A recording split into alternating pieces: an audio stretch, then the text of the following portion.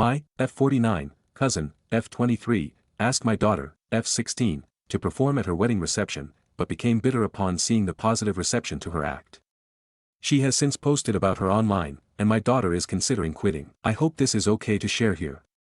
The reason I'm posting is because of my daughter who's been hurting in the aftermath of a recent performance.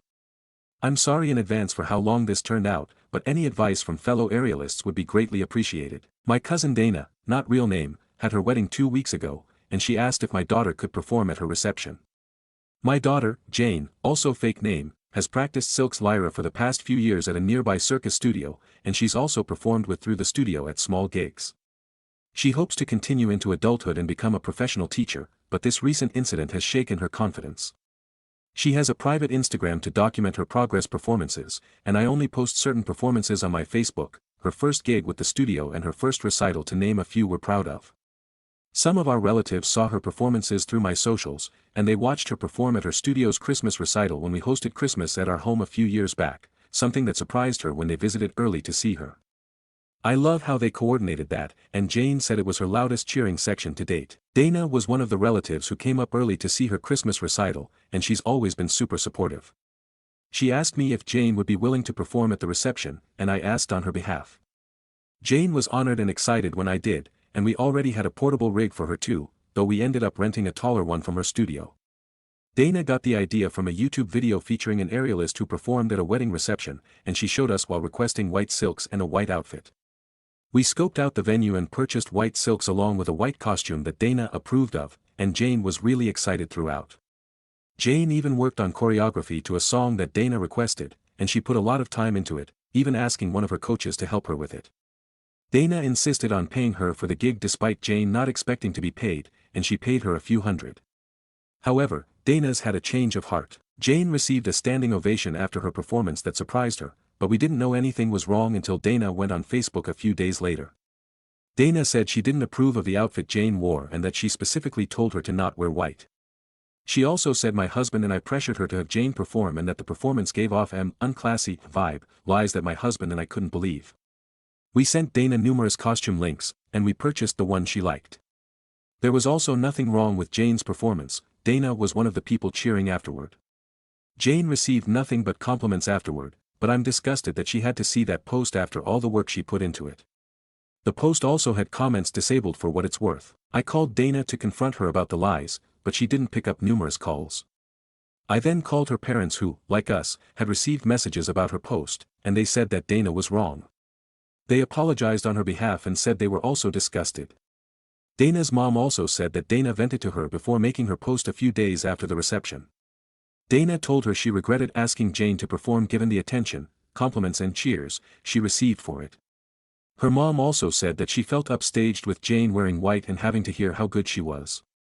Dana's parents tried to call her after she made her post, but she didn't answer after their previous conversation ended with her parents telling her she shouldn't be bitter because she specifically asked Jane to perform. Dana's parents reported the post along with us others, and we've told the truth to those who reached out along with a post to explain our side stand up for Jane. We have text proof of sending costume links that Dana chose from.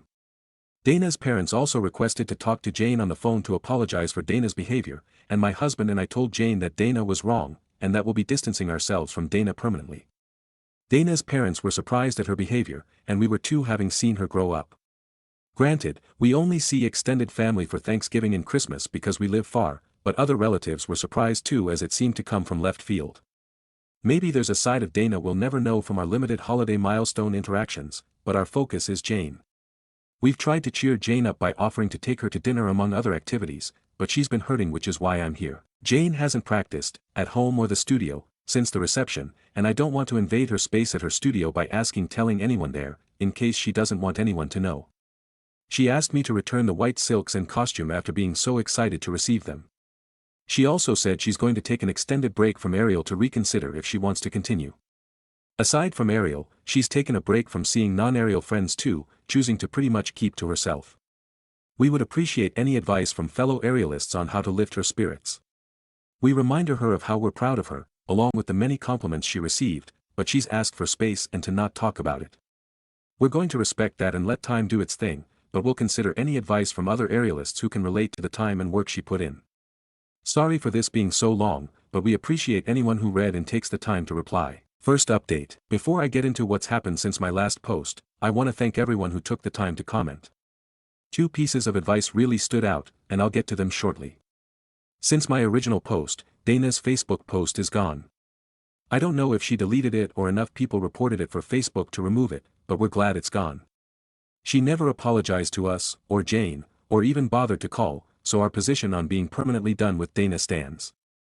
My husband and I made a post on my Facebook addressing the lies she spewed about our daughter, and we shared photo proof of Dana's texts where she approved of Jane's white costume from links we sent, not to mention the song choice she sent us too. Better yet, Dana's mother reposted it on her account, which really surprised me. Dana's mother wrote that they loved Jane's act and that they disapproved of Dana's actions. My husband and I also made sure that Jane was okay with us addressing it on Facebook, and she said it was fine.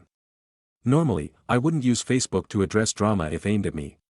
But since this involves a grown adult attacking a minor, we felt the need to address it publicly because she disparaged her publicly, and Jane will remember whether we stood up for her or not years from now. I had a chance to speak with Dana's mother since my original post on the phone, and she spoke to Dana again since our last call. Dana reiterated how she regretted asking Jane to perform, but she harped on the standing ovation that bothered her the most. Dana told her that she expected Jane to get some polite applause, but that the overwhelming response really set her over the edge because she expected the loudest cheers to be when she and her husband entered the reception, but that went to Jane instead. Dana and her husband also received a great reception when they entered the reception, but Jane's performance did too, and Dana didn't expect it. Heck, even Jane was surprised by it too. She never received a standing ovation from a solo act before. But Dana's mother believes that if Dana had asked someone to sing who received a similar reception, Dana's jealousy would have been all the same. Someone suggested seeing if Jane would be interested in speaking to a therapist given how hurtful Dana's comments could be for a teen, and Jane said she's open to it so long as it isn't a counselor at school because, as of now, she doesn't want anyone at school or her studio to know about the incident, and she vaguely told the coach who helped her choreograph that it went fine. We will respect her privacy request as it's her right to control the narrative. But in the same vein, I suggested therapy for Dana to Dana's mother since her reaction might be a bigger insecurity, and she said she'd ask. The other thing someone suggested was the possibility of Dana's husband, or anyone, making an inappropriate comment to Jane during the reception that made her shut down and not want to see friends or practice days before Dana's post. My husband decided to ask her, and Jane said no when he did. If something happened, perhaps she'd be more comfortable telling a therapist with time. But on the bright side, she said she might want to try a different aerial studio because she doesn't want to answer questions about how it went, or share a video, at her home studio, so we will help her find somewhere new as she asked. We hope she doesn't permanently leave her current studio because she has friends and coaches who are supportive, and she performs with that studio's troupe at festivals gigs, but I personally understand the need to sometimes go somewhere where nobody knows you for a break, and we hope that will help her. She hasn't said definitely yet. But if we does, we'll take her. She still wants an extended break from aerial in the meantime. But even if when she goes back, she said she may never want to perform again and would rather do it leisurely, one of the reasons she doesn't want to return to her home studio where she's a part of their troupe. She asked if we tell her troupe coach that she won't perform with them anymore if it comes to it. And if that's what she wants down the road, then we will. Hopefully time heals this wound and helps her at least keep the friends she has there, but we can only hope. Second update. When I tried to make each past post, they were immediately removed for some reason, thus why I asked Madison Brave to post on my behalf after a few failed attempts on my original and update posts. I was able to make a post to my own profile stating that I gave Madison permission to post on my behalf. But when I tried to add this final update, my account was suspended as soon as I hit post, and I'm guessing I tried too many times to repost it along with the many attempts on my original and update too. I have since made a new account and reached out to the mods for assistance posting my last update after Madison suggested that I reach out to them instead of constantly reposting it previously, and they were gracious enough to help me. This is going to be the last time I update, and I want to thank everyone who gave advice. In my last post, I mentioned that Jane said she'd be open to talking to a professional so long as it wasn't anyone from her school, and we agreed to accommodate her. However, she changed her mind shortly after and said she wanted to talk to her coach instead, whom she had been brushing off since the reception and being vague about how it went. She and her coach put a lot of time into choreographing the act for Dana, and she didn't even charge her for the sessions to do so. Her coach is also part of her circus studio's performing troupe, and she has always been supportive and understanding. We supported her decision to talk with her coach, and they did in person. It was after they spoke that Jane spoke to me following her coach's suggestion to do so, and I'm going to be somewhat vague about certain details of our discussion. She also asked to speak to me first before we talked to my husband afterward, and that's what we did. Jane opened up about how Dana sent a private message to her Instagram the day after the reception, but to her personal Instagram and not the private circus one. Dana's private message was just as bitter as her Facebook posts, but much more hurtful. Dana called Jane derogatory sexual terms in her message, and I can't express how angry my husband and I still are. Jane said she was surprised upon receiving the message. Dana was always supportive of her craft, and she gave her a standing ovation along with her husband. Looking back, Dana probably did because everyone else was doing so. But Dana also wrote that she only received the ovation because they were family who were biased and couldn't tell the difference between a good and bad aerialist. Jane blocked Dana long before we spoke, and she said she was hurt because Dana was one of the relatives who came up for Christmas early when he hosted some years back to attend her studio's Christmas recital, which surprised her, and we all went out to dinner afterwards too. My husband and I tried our best to remind her that Dana's reaction was a reflection of her insecurities rather than anything Jane did. If the best man gave a speech that garnered the same reaction, Dana would have directed her vitriol at him. Jane said she understood that it wasn't her fault, but there was more in Dana's message that hurt her confidence, such as bodily comments that were disgusting. She said she may return to Ariel at some point, but that she still needs time and is unsure about performing again compared to doing it leisurely. We told her, among other things, that we commended her decision to speak with her coach and that we'll respect her ultimate decision. Jane also said that she didn't tell us immediately because she wasn't sure if she wanted further drama with Dana if we told her parents about her message. However, after some time, she said she actually wanted us to tell them because she felt that Dana deserved repercussions for it. She said she was surprised that Dana's parents called her out publicly, on Facebook, without knowing about the message, so that made her feel comfortable with us telling them. Jane also saved a screenshot of Dana's message. And while we agreed to tell her parents, we suggested that she delete it afterwards because it's not good to carry around hurtful things. She's also still open to speaking to a professional about the other stuff in Dana's message that's more hurtful so long as it's no one from her school. We are in the process of trying to find a therapist who can help with some of the infidelities that led to her shutdown in the weeks after the performance. I honestly cannot thank her coach enough, but I just want to touch on a few more things that were suggested in comments. I received a few DMs saying we were just as bad as Dana for addressing Dana's lies on Facebook, so I want to be clear. My husband and I rarely use Facebook. And if someone had started drama with me on a Facebook post, I wouldn't use Facebook to address it personally. I'd opt for a call instead.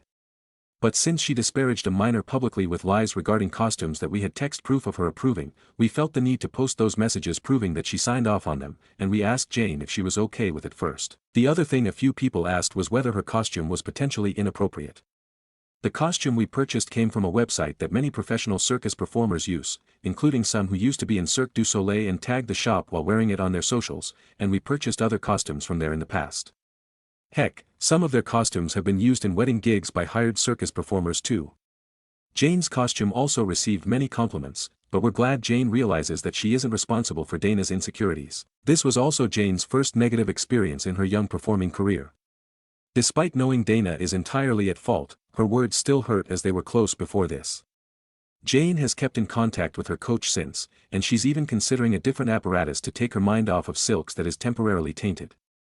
We hope that time and therapy will help her with whatever she chooses, but her coach has also floated the idea of organizing a hangout with her troupe completely outside of Ariel, like a zip-line rope course day, to get her mind off of it while seeing her friends, and she said she'd be open to it. Dana's parents also sent Sherry's berries for Jane, which was really sweet, and Jane sent them a text to thank them too. Regarding Dana's parents, I discussed the private message with Dana's mother, and she was even more disgusted than before. She said that she and her husband would deal with it and that there'd be permanent changes to their relationship with Dana until she apologizes and then some. She also apologized to us on her behalf and said she didn't raise her to be like that. But for what it's worth, even before we mentioned Dana's message, she told me that Dana's husband wasn't thrilled with her Facebook post, among other things Dana complained about regarding the wedding, things that I had no clue about. She also said she's not sure if they'll be together much longer due to other things going on too, but I'll keep this to Jane only and hope that she comes back to Ariel someday, or even a different apparatus if she chooses. Third update. I didn't plan on making another post, but something incredible happened after my last post, and I couldn't resist.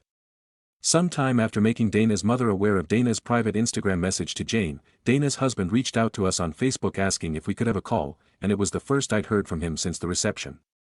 After arranging a call, he said he heard about the effect Dana's Facebook post and Instagram message had on Jane and that he felt terrible about her considering quitting. He said he disapproved of Dana's behavior regarding Jane among other things post-wedding that led to him pursuing a divorce. However, upon talking to his father about how Dana's behavior potentially ruined her passion, his parents were equally disgusted and wanted to do something, and that led to him reaching out. He said he felt bad about Jane alienating herself from her studio performing troupe friends as a result of Dana's behavior, and that gave way to an idea. He wanted to ask if Jane would be comfortable performing at a fundraising dinner alongside her troupe if he hired them through the studio so that something good could come from Dana's mess, and he figured that performing alongside her friends would make her more comfortable. He also said that Dana's original Facebook post had become a talking point among many of his friends' relatives who attended the reception and felt bad about Dana disparaging her. My husband and I even received a few Facebook messages expressing support for Jane after Dana's post, but he wanted to do something more. He talked to his father about booking a restaurant catering space for a fundraiser banquet that would support her circus studio and performers, and the money would go to the studio and a local charity. However, he also wants to give a college donation to the performers and allow attendees to donate to the performers' college funds as many of them are Jane's age. He said he partly got the idea from relatives who wanted to express support for Jane outside of a Facebook message to us, and some even asked if Jane's performance would be uploaded, which wasn't for various reasons, Dana's bitterness and him not wanting to post a bad memory for Jane. He said that the event would only happen if Jane was comfortable because he wanted to encourage her to perform again with her aerial friends, and it wouldn't happen immediately as he's trying to work on a divorce. She and her troupe would have time to choreograph, and the banquet would support the local youth in the community along with a charity for a good cause. I told him I would ask and get back to him. And when I relayed everything to Jane, she was excited about the idea of performing with her friends, which made me happy to see her open to it. When I told him her reply, he was happy that something good would come from Dana's mess. He also reckoned that members of his extended family friends would come because many were upset on Jane's behalf, and were going to invite our family as well. He asked for our help in booking the studio's troupe, and we told Jane's coach, who has been helpful and in touch with him too. I'll try to make no more than one more update after the event, but I wanted to share this because it came out of nowhere and seems to have reignited Jane's passion. I can't thank him and his father enough. His vision is to allow someone from the charity his father knows to speak early at the banquet. And after that person does, members of the troupe will perform acts as part of a 30 to 40-minute show, giving each performer a chance to shine before he and his father end the program with monetary donations to the charity, studio, and performers' college funds before a plate or something is passed so that attendees can donate to the college funds too. It may be a few months until it happens, but I'll try my best to update when it does. I apologize for how long this update was, but I also appreciate everyone who gave advice on my other posts too. Fourth update. This will be the last time I update as we received some questions about what happened. Dana's ex-husband and his father originally wanted to involve a local charity in the event, but those plans fell apart for various reasons, including financial, which led to a pivot. With the charity no longer involved, they decided to make the circus studio the sole charity, with all banquet proceedings going to the studio performers' scholarships instead. The cost of the venue they had in mind was a little expensive coming off of the wedding expenses, so they pivoted to using the studio's space instead, which was free and often used for student recitals. The difference from recitals was that they'd use the money for the original venue to promote the event in the community as a way to support local artists, and the event would be an open house with giveaways and free trial class signups predicated around a performance showcase. They've been able to promote on sites like Eventbrite and even the library, and they figured that Jane would feel at home in her home studio where she's done recitals many times. All sales will go through, and be organized by, the studio as they've done various events before, like the troupe that Jane performs with at festivals. Members of both of our families have committed to attending, and a few who live further have opted to donate online and watching the recording afterwards. As we are months removed from the wedding incident from November, Jane has still not received an apology from Dana. However, there was a comment someone said that we relayed, and that was that sometimes you won't get an apology in life. Jane has come around a lot since November, but hasn't performed since then. The fundraiser will be her first performance since, and it will take place in July. Dana's mother has stated that she will not attend, but will make a donation online as well as a personal donation to Jane through us. She also stated that Dana will not be allowed at any family junctions, Thanksgiving and Christmas among others, until she apologizes, and she has already been informed. I also want to add a final nugget that Dana's mother told me about. As Dana continued to not apologize and vent to her, she disclosed another reason that made her upset. When the MC announced the wedding party's entrance into the reception one by one, similar to an NBA starting lineup during pre-game introductions, for those who don't know, Dana and her husband entered last. However, the MC told everyone to stand and welcome the new Mr. and Mrs. as he announced their entrance into the reception, and that later made her upset. When Jane received the standing ovation following her performance, Dana said that no one told the audience to stand and applaud. They did it on their own volition, and Dana said she didn't think they would have done the same for her and her husband if the MC didn't tell them to stand.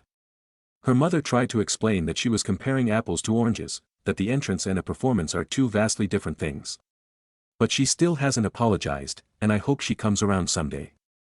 I previously mentioned that I suggested if Dana would be open to talking to a counselor, but her mother said that Dana wasn't and was simply being immature. She also said there were similar behaviors we hadn't seen inside of their family of similar overreactions, but time has helped Jane start to move forward although she's still torn on performing as a career. Before the wedding, she wanted to teach after high school on the side of a day job, with the hopes of it one day becoming a day job, but she said she's reconsidering long-term. She'll continue to perform with her troupe through graduation and see what happens then, and that's better than her quitting. The very last thing I'll add is personal. Dana's parents are Christians, and they raised her Christian too. I'm not sure whether Dana is or not, but I was raised Christian before I later walked away, but there was a verse that came to mind that I shared with Jane. Not to push religion because we don't attend church, but because it's good advice that I thought she could use. Romans 12 verse 15, NLT, says, "Be happy with those who are happy, and weep with those who weep." Building each other up is a good way to live, but she saw how hurtful the opposite can be. On the day it happened, we all thought Dana's wedding was beautiful. Jane was so surprised with the standing ovation as we talked about it on the way home along with the many compliments she received. Dana's jealousy tarnished it the following day with her personal message, so we hope it also shows her the importance of choosing to be happy for others instead of jealous because it only takes one negative comment out of many compliments to hurt someone. Stories number 2. Aita for refusing to give up my vacation days so my coworker can travel with her kids. I, 24F, work at a small department, where vacation time is pretty limited, and we have to request it months in advance. I put in my request almost 7 months ago to take a month vacation. My manager approved it. My plan is to travel with my family, something we planned for from years and were finally able to. A coworker of mine, 40F, came up to me and asked if I'd be willing to give up my vacation days so she could spend time with her kids. It's important to note that she already traveled with her kids for 1 month in February, and was on maternity leave since October.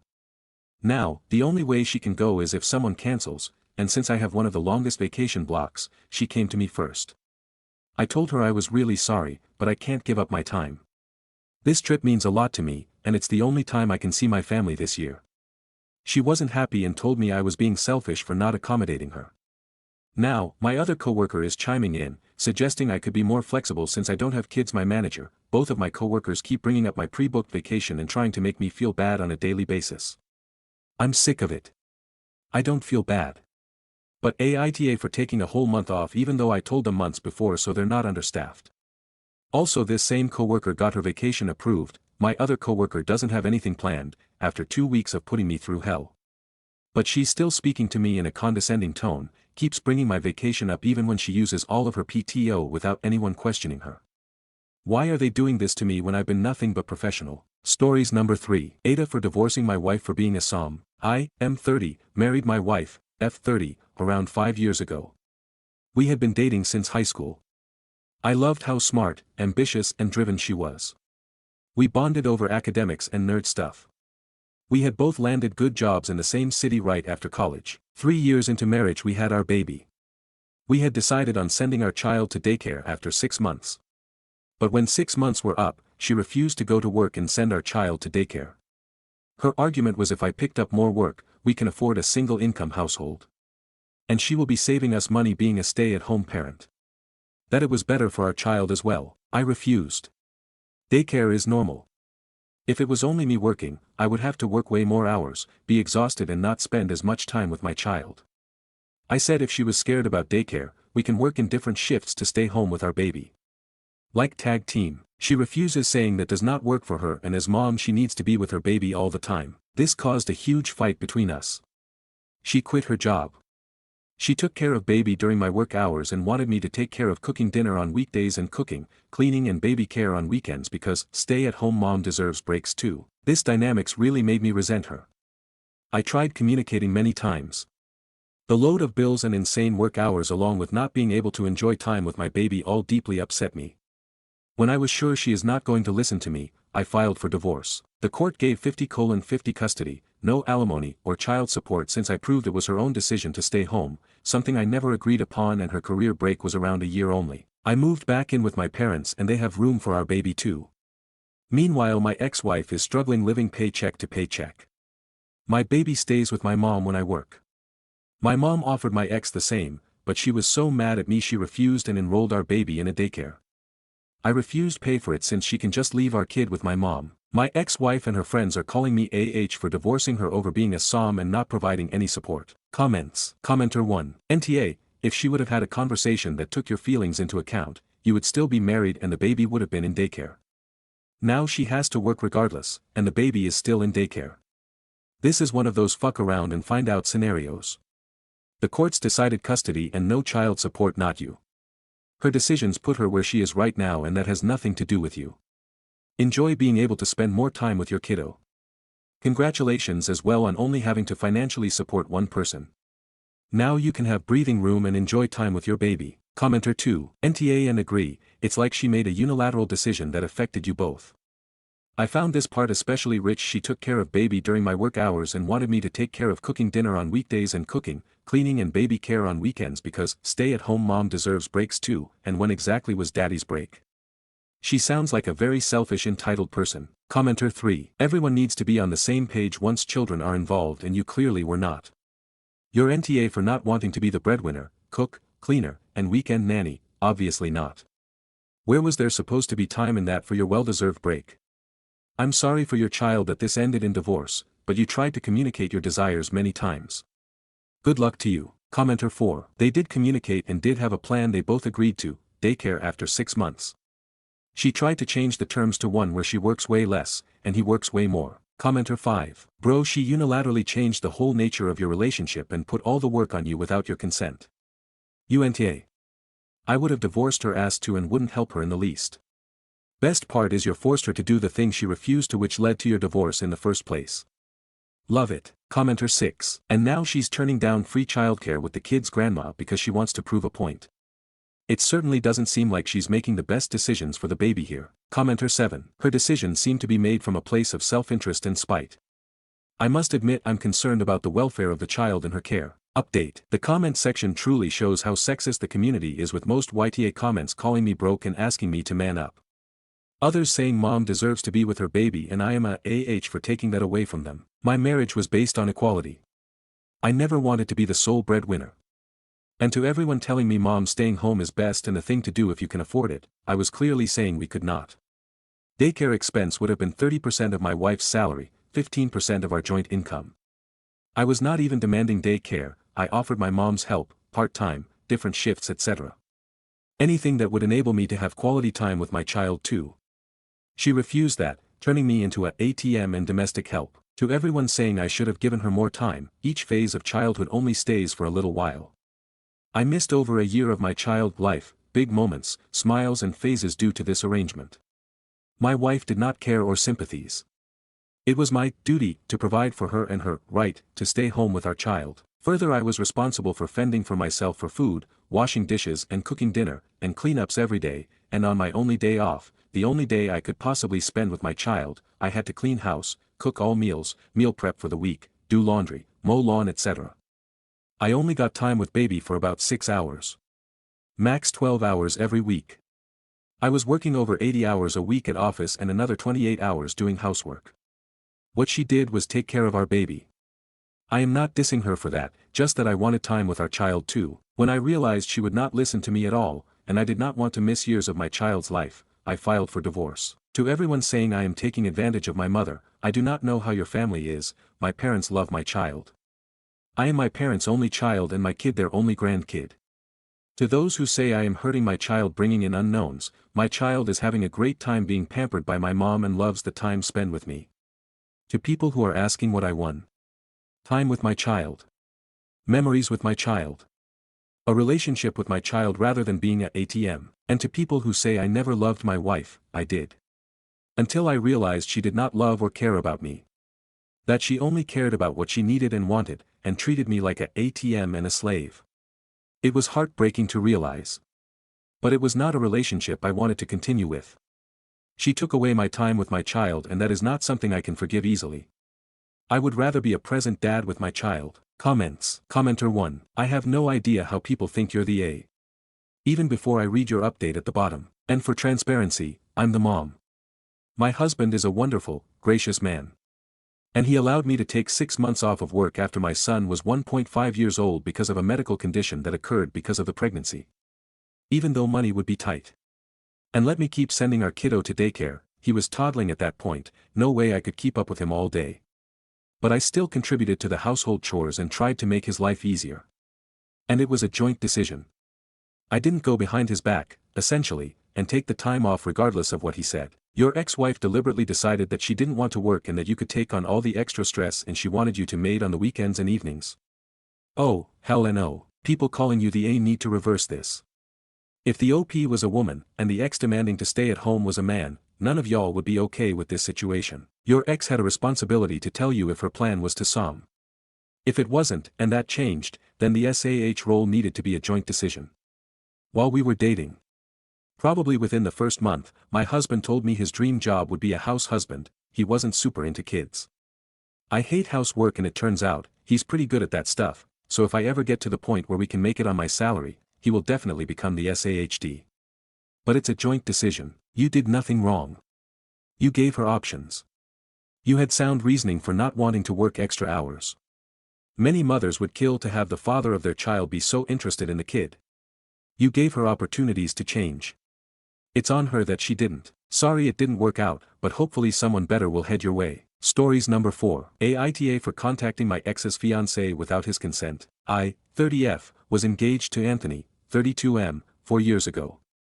Our relationship ended for a number of reasons, but we had been together since high school. We did not have the best ending, and there was a lot of hurt. I moved across the country when I moved out of our shared home. We cut contact following our split and have remained no contact ever since. We have mutual friends still, so I occasionally receive updates about his life, and I am sure he receives the same. 5 years ago, Anthony's mother, Liz, passed away after a long illness, and because we were engaged, Liz had given me a letter and a wrapped gift that she wanted me to give to Anthony on our wedding day. It was not specific to our wedding day, but since she knew she would not be there, she decided I should be the one to do it. She asked me to just keep it between us. She did not want her ex-husband or other kids to know. 8 months later, when we actually called off the wedding, I had forgotten about these items as I had stored them in my childhood bedroom for safekeeping, and in the midst of moving across the country, I left the items behind, which I am aware was careless. Fast forward to now, and I recently learned that Anthony is engaged to Beth, 30s, and my first thought was that I am really happy for them and wish them all the best. I then was thinking about our cancelled wedding and his mom. I really loved her like a second mom, and I was struck with the sinking feeling that I still had the letter and gift from her and that I had never returned it to the family. I then remembered Liz asking me not to share it with her other children or ex-husband, and while I was unsure of the exact reason, I think it is because she had done the same for her other children, but I am not sure who is holding on to their letters and gifts. I brought it up to my husband and explained how guilty I felt about still having these things, and I just did not know what to do. Together we talked through all the different options I could have called him, but felt it would ruin the surprise on the actual wedding day, which is what his mom wanted. I could have contacted a sibling, but then I feel like it would have ruined their surprise since they are not married yet. I thought about relatives, but I just don't know who. I settled on Beth. It just felt right that Liz wanted it to come from his soon-to-be wife. I reached out to her via social media DM and wrote her an extensive letter detailing what I have stated above. I told her she could do with this information what she wanted, but that would be in my hometown next month and would love to get these items to her. Apparently, this was the wrong thing to do. She told Anthony about my message, and he is pissed that I reached out to her. He says I have no business contacting his fiancée. I am torn now because I was honestly trying to honor his mother's wishes and return the items to their rightful owner. I really felt like I was doing the right thing for everyone. Relevant comments. Commenter. Was it a bad breakup? It was not great. I had gotten a job in another city, we both agreed that I should take it, and then he decided at the last minute he didn't want us to go. I ultimately decided to go anyway, and he thought I would stay. He was very angry I did not stay. His version of events is usually that I left him right after his mother died. Reply. Bringing up his dead mom and talking behind his back to his fiancée are pretty terrible things to do when you could have sent those items to him. I guess I figured I could give her the choice to share these things with him on their wedding day instead of robbing him of that moment. I still feel like it was her choice how to go about it since it was intended to be given by the bride at the wedding. This was his mother's intention. Because if it were really important for you to deliver them because you want to honor his mom, you would have not forgotten about it until it was convenient to you. We called off our wedding and I moved 3 days later. I have only been home to my home state one time since that day and it was for my brother's wedding, so I did not go to my parents' home where my old bedroom has boxes of things from my cancelled wedding, including my wedding dress. I met my husband a few weeks after I moved and we got married during the pandemic, so I have not had a ton of time to think about my ex. It was his engagement that made me think about Liz and then about the gift and the realization that it was tucked in one of those boxes that I left years ago. Why not just mail the package? I honestly would not have known where to mail it. I do not know where they live and I did not want to ask any mutual friends because I honestly wanted to keep them out of it. I wanted it to be Beth's decision. Why not tell the ex-fiancée herself or give it to his family? I know I could have reached out to him or his siblings but not without spoiling his mom's plans. She wanted him to have it on his wedding day from his wife. I was trying to honor her wishes. I thought about all the possible scenarios and chose the one I thought most reflected what his mom would have wanted and also gave everyone a choice. If I told him, it ruins that moment between them. If I told a sibling, it steals their future moment. If I told his dad, I risked him not knowing about any of this and not following through. I thought about his mom's sister but I'm not sure what the status of that relationship is. The only person I could think of that was in a position to not cause all that collateral damage is the person who is in my former position when the gift and letter were handed over. OOP clarifies the letter wasn't written for her but her ex-fiance. No, she wrote her son a letter when he was a little boy that he was to open on his wedding day. She planned to give it to him herself but knew she was not going to make it, so she gave it to me to share with him with instructions to give it to him at our planned first look. I was not in the position to question a dying woman. I also thought I would be marrying her son, so it seemed like a simple talk. I never thought I would be in the position of having to pass it on to someone else to give him, but here I am. OOP on the move, and when the ex told her he wouldn't go courtesy. So we were planning the move together before she got sick since we both originally wanted to get out of our hometown and move to my current city. We put those plans on hold when his mom got sick and I waited until he was ready to restart our plans before pursuing a job in said city. It was 8 months between his mother's passing and the move. It was 4 months after that he told me he was ready to start the process. He also had a job lined up but worked for his family business in our hometown so he could give up the new job without an issue, whereas I had already quit my job. I get that I am the one that moved, but he is really the one that ended the relationship by changing everything 3 days before we were set to move. I am not saying he is to blame, but your interpretation of what happened is far from reality. And he told me 4 days before we were set to move that he wasn't going. I was going because I was starting a new job a week later and we had given up our apartment and I signed a lease in my new city. We went to bed that night and I asked him if he would ever join me the next day. He said probably not, so I told him that I think the relationship is over and we need to call off the upcoming wedding, 3 months away. He was very upset, and he left to stay at his dad's house. The movers arrived the next day, they took my stuff and I stayed at a hotel near the airport that night for my early flight. I boarded the plane and I have not been back except to attend my brother's wedding, which was not in my hometown, so I did not return to my parents' home. Update. So I heard from Anthony again over the weekend, but this time it was a phone call, which I was very surprised about. We have not spoken a word to each other since the day we broke up. Well, he was at a get-together with friends on Saturday and he was still pretty angry about my reaching out to Beth. He was telling some of the partygoers about the interaction and that I should have never reached out to her. The following is what he told me about their reaction to the conversation. I guess the people he was talking to, not friends I have kept in touch with, thought that he was overreacting. They told him that it sounded like I was trying to fix a mistake that I made and did not mean any harm. So then his best friend, Mike, asked him why he was really angry. Anthony said this got him thinking about his reasoning and he realized he wasn't actually mad about my contact with Beth but the fact that 4 years ago I actually moved and cut contact. He said that when he decided not to move, he was sure I would change my mind and that when I left it was a total shock to his system and he was really angry with me. I acknowledged that the way I left was terrible but also implored him to take responsibility that he completely blindsided me and left me with very few options. He apologized for this and for his anger and I apologized for leaving and cutting contact. I let him know the dates I will be in town and I would happily send the items to them if he gave me his address. Instead, he asked if he could come to pick them up, which I said is fine. Overall, it was a good conversation that I am glad we had. I doubt we will ever be friends, but I am glad we seem to be at peace with each other. Stories number 5. Aita for not forgiving my parents for treating the kids they adopted better than me. I'm 25, my parents' only biological child. When I was 9 they started fostering and within a couple of months my younger siblings were brought into our family. Their bio siblings and my parents stopped fostering other kids after they moved in with us so they could focus on adopting Emma and Luke, fake names. Emma and Luke had trauma and behavioral issues because of their trauma. My parents told me that and said we needed to be understanding. But that mindset of they need understanding and my parents not wanting to punish or give consequences remained throughout my childhood and adolescence. Emma and Luke could break things without consequences, got to stay up late without being asked to try and sleep first, they got first priority at dinner for food and lots of other similar things. A few weeks after they moved in with us, Emma threw a tantrum because of the toys I had and she smashed 5 of them. My mom calmed her down and babied her after it and told me I needed to let it go. She and Dad told me they weren't worth replacing when we knew they'd be broken again. Another time Luke was bored, so he started opening all the DVD boxes and throwing them at the wall. Most of my movie collection was among them and anything he threw was beyond saving. My parents shrugged it off. There were times Emma and Luke were fighting and throwing their toys at each other and mine got caught in the fight too and were broken, and it was like, oh well. But the time I fell and broke a toy I was holding and my parents were mad and told me they spent enough money replacing toys without me doing it. And mine was a total accident and I had 2 cut knees and was still being lectured without any comfort from them. There was another time I broke a glass because Mom got the floor wet and I didn't see in time. Dad was in the kitchen when it happened and he called me careless and told me he should make me replace it, but Emma or Luke could slam them on the table and break them and nothing was said. At dinner they got to fill their plates first. If they said they were starving and I didn't leave anything when I took my share, my parents would scold me.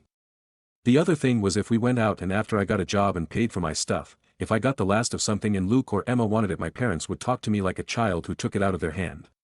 My parents would lecture me for only buying treats for myself too. Or if I didn't share my food when Luke or Emma didn't get enough. There were other things and there's so much I could get into. But this stuff happened all the time and I got so sick of it. I tried to communicate my feelings with my parents. I tried to involve other people to help me bring this to my parents' attention and it did no good, so I went very low contact. So low that we see each other at most twice a year and never talk over the phone. My parents confronted me at the first, and maybe only, time we saw each other this year, which happened at a family member's house. They wanted to know why I'm so distant and why I didn't introduce them to my boyfriend and why they hear nothing from me. And why I don't even talk to Emma or Luke. I told them I had explained why so many times before and briefly touched on my issues with them again. They told me it wasn't fair to hold a grudge and to refuse to forgive them. They said they want to be in my life. And they even asked why I never told them I was gay. They told me we could never have a future if I don't forgive them, and I said I don't forgive them and I moved on. This upset them enough to have them venting to other family members who warned me they were unhappy. Stories number 6. How do I, 41F, deal with unexpected jealousy over my ex-husband's, 42M, new girlfriend? My 41F, ex-husband, 42M, and I divorced when our son was 7.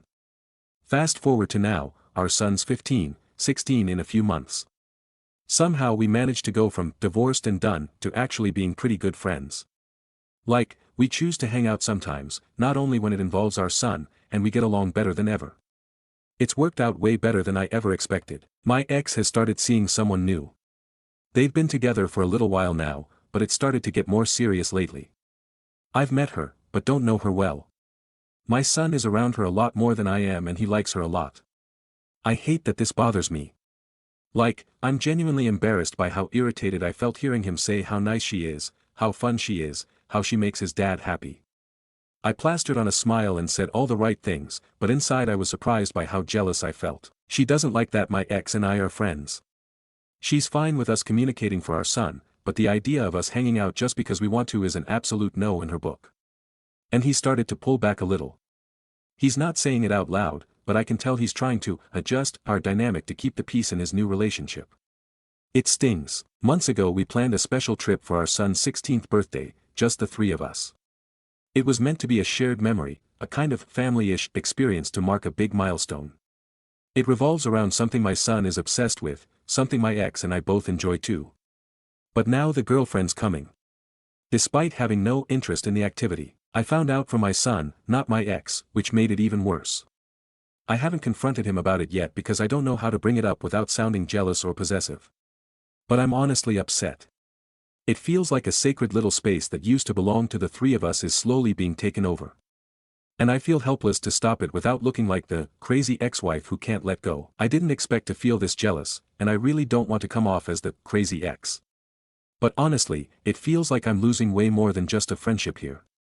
I've worked really hard to be mature, supportive, and emotionally steady in this co-parenting journey. How do I manage these feelings without making it weird or damaging the progress we've all made?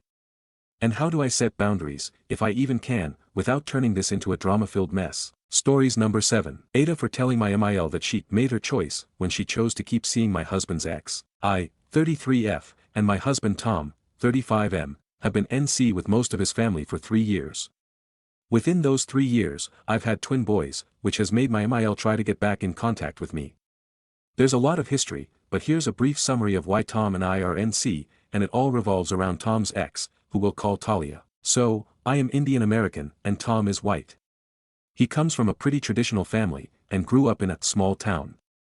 Talia was MIL's best friend's daughter, and they were the small town romance everybody envied. However, upon meeting in college, Tom and I just clicked on a platonic level, and to be honest, I didn't even have feelings for Tom until 4 dates in. I guess you could say he had an emotional affair, but he never did anything physically romantic until he broke up with Talia. Talia, of course, remained in contact with his family since she had been, according to MIL, the daughter she always wanted. Keep in mind, Tom has a sister. But, Talia is more of a homemaker, while my SIL, who is an absolute angel, and I had always been more career-focused. Talia had been at every holiday, family gathering, and get-together since the very start of the relationship, and at first I paid it no mind. I was civil to Talia because MIL made it clear Talia mattered to her, despite Talia's blatant distaste and disrespectful attitude towards me. That changed at my weddings. We had 2, and my parents footed the bill for both. The dress code was simple, aside from the obvious no white wedding party colors rule, nobody was supposed to wear red. I am well aware that red means you slept with the groom, but more importantly, red is a bridal color in my culture. I wore a red lehenga and sari to my Indian wedding, which she wore an eggshell, off-white, dress too. Keep in mind, white is worn at funerals to represent purity in my culture. That got my aunties and cousins talking, but I still had a blast since I really didn't care. I did care when she showed up to the American ceremony, in a floor-length, apple red gown with a slit going up the leg. It was a bridesmaid's dress, and it violated the dress code. My SIL, along with Tom, went to tell her to change. She did leave after having a hushed argument and came back in a tea-length green gown. I assume she just wanted to see if she could get away with it. Apparently, my aunties saw this too. Which meant Talia was subjected to stares, whispers, and backhanded giggle fits throughout my whole American wedding. It made Talia feel embarrassed and she cried to MIL, who went to me and told me to keep my kind in line. To this, I crossed my arms and told her that maybe Talia should have stayed in her lane, that she knew not to wear red for multiple, but mostly cultural, reasons, and it wasn't my fault my family is shaming her. It isn't my fault she became cannon fodder for my gossiping gaggle of a family. Yes, I said those words since that is what my aunties are. Those were the consequences of her actions. Tom and SAL backed me up, and MIL left with Talia before dessert. The next day there was a social media post from Talia, crying about how she was exiled from her best friend's wedding because the bride was jealous. I made a post back, telling her that she wore red, knowing how inappropriate it was. How her best friend is her ex, and to not sugarcoat what she did. I then tagged my MIL in a separate post with screenshots of Talia's post and told her this was the last straw, and that I had been disrespected by Talia from the very beginning of my relationship, and that now that I was her DL, she needed to keep Talia away from family events and holidays since she doesn't respect my husband and I. I didn't care if they still went on weekly shopping sprees or spa days, just keep her away from Christmas and BBQs. Talia removed her post after being publicly called out. MIL was good on this compromise until 3 years ago, after Talia came to Thanksgiving with a pie and a plastered smile, a Thanksgiving that I was hosting. She said something along the lines of MIL invited me and I wanted to make sure MIL can actually eat something, since I know you tend to cook ethnic food. I slammed the door in her face, went over to MIL, and told her she could leave with Talia, who I just slammed the door on. Tom looked at his mom, who had this deer in the headlights look. She tried to sputter excuses, and my FIL tried to defend my MIL, but Tom stood firm. He said they had lost access to him, and any extension of him, since they chose Talia.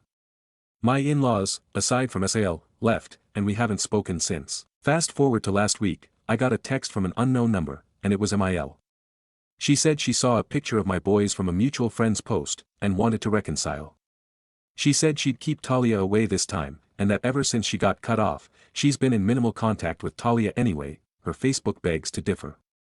I told her as much, saying I knew BS when I smelt it, and she made her choice. I told Tom about it, and asked if he missed his family.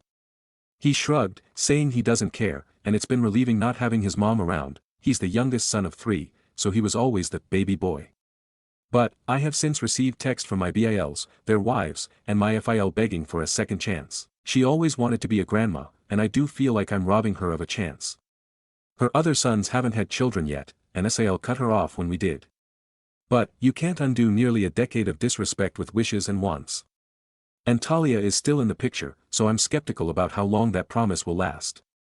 I feel like I'm being calloused, but there are so many stories I can tell about Talia's disregard for Tom's boundaries, and mine.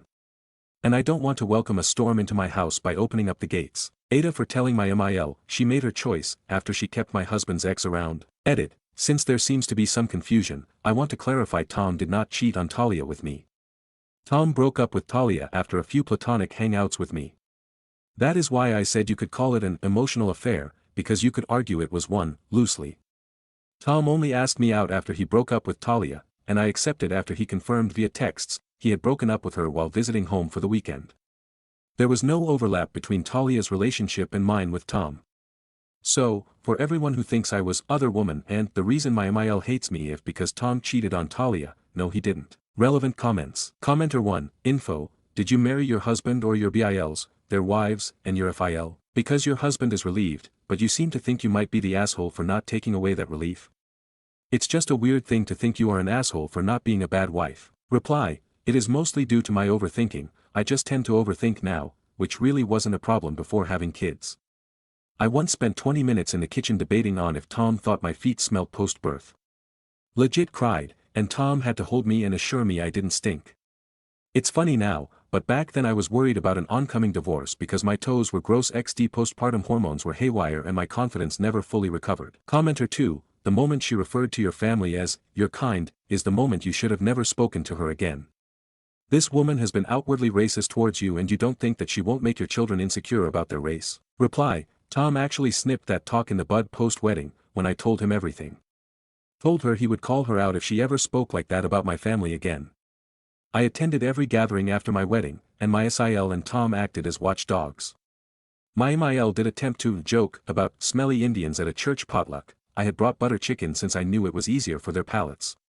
Tom said something like, my wife smells great, can't say the same about you.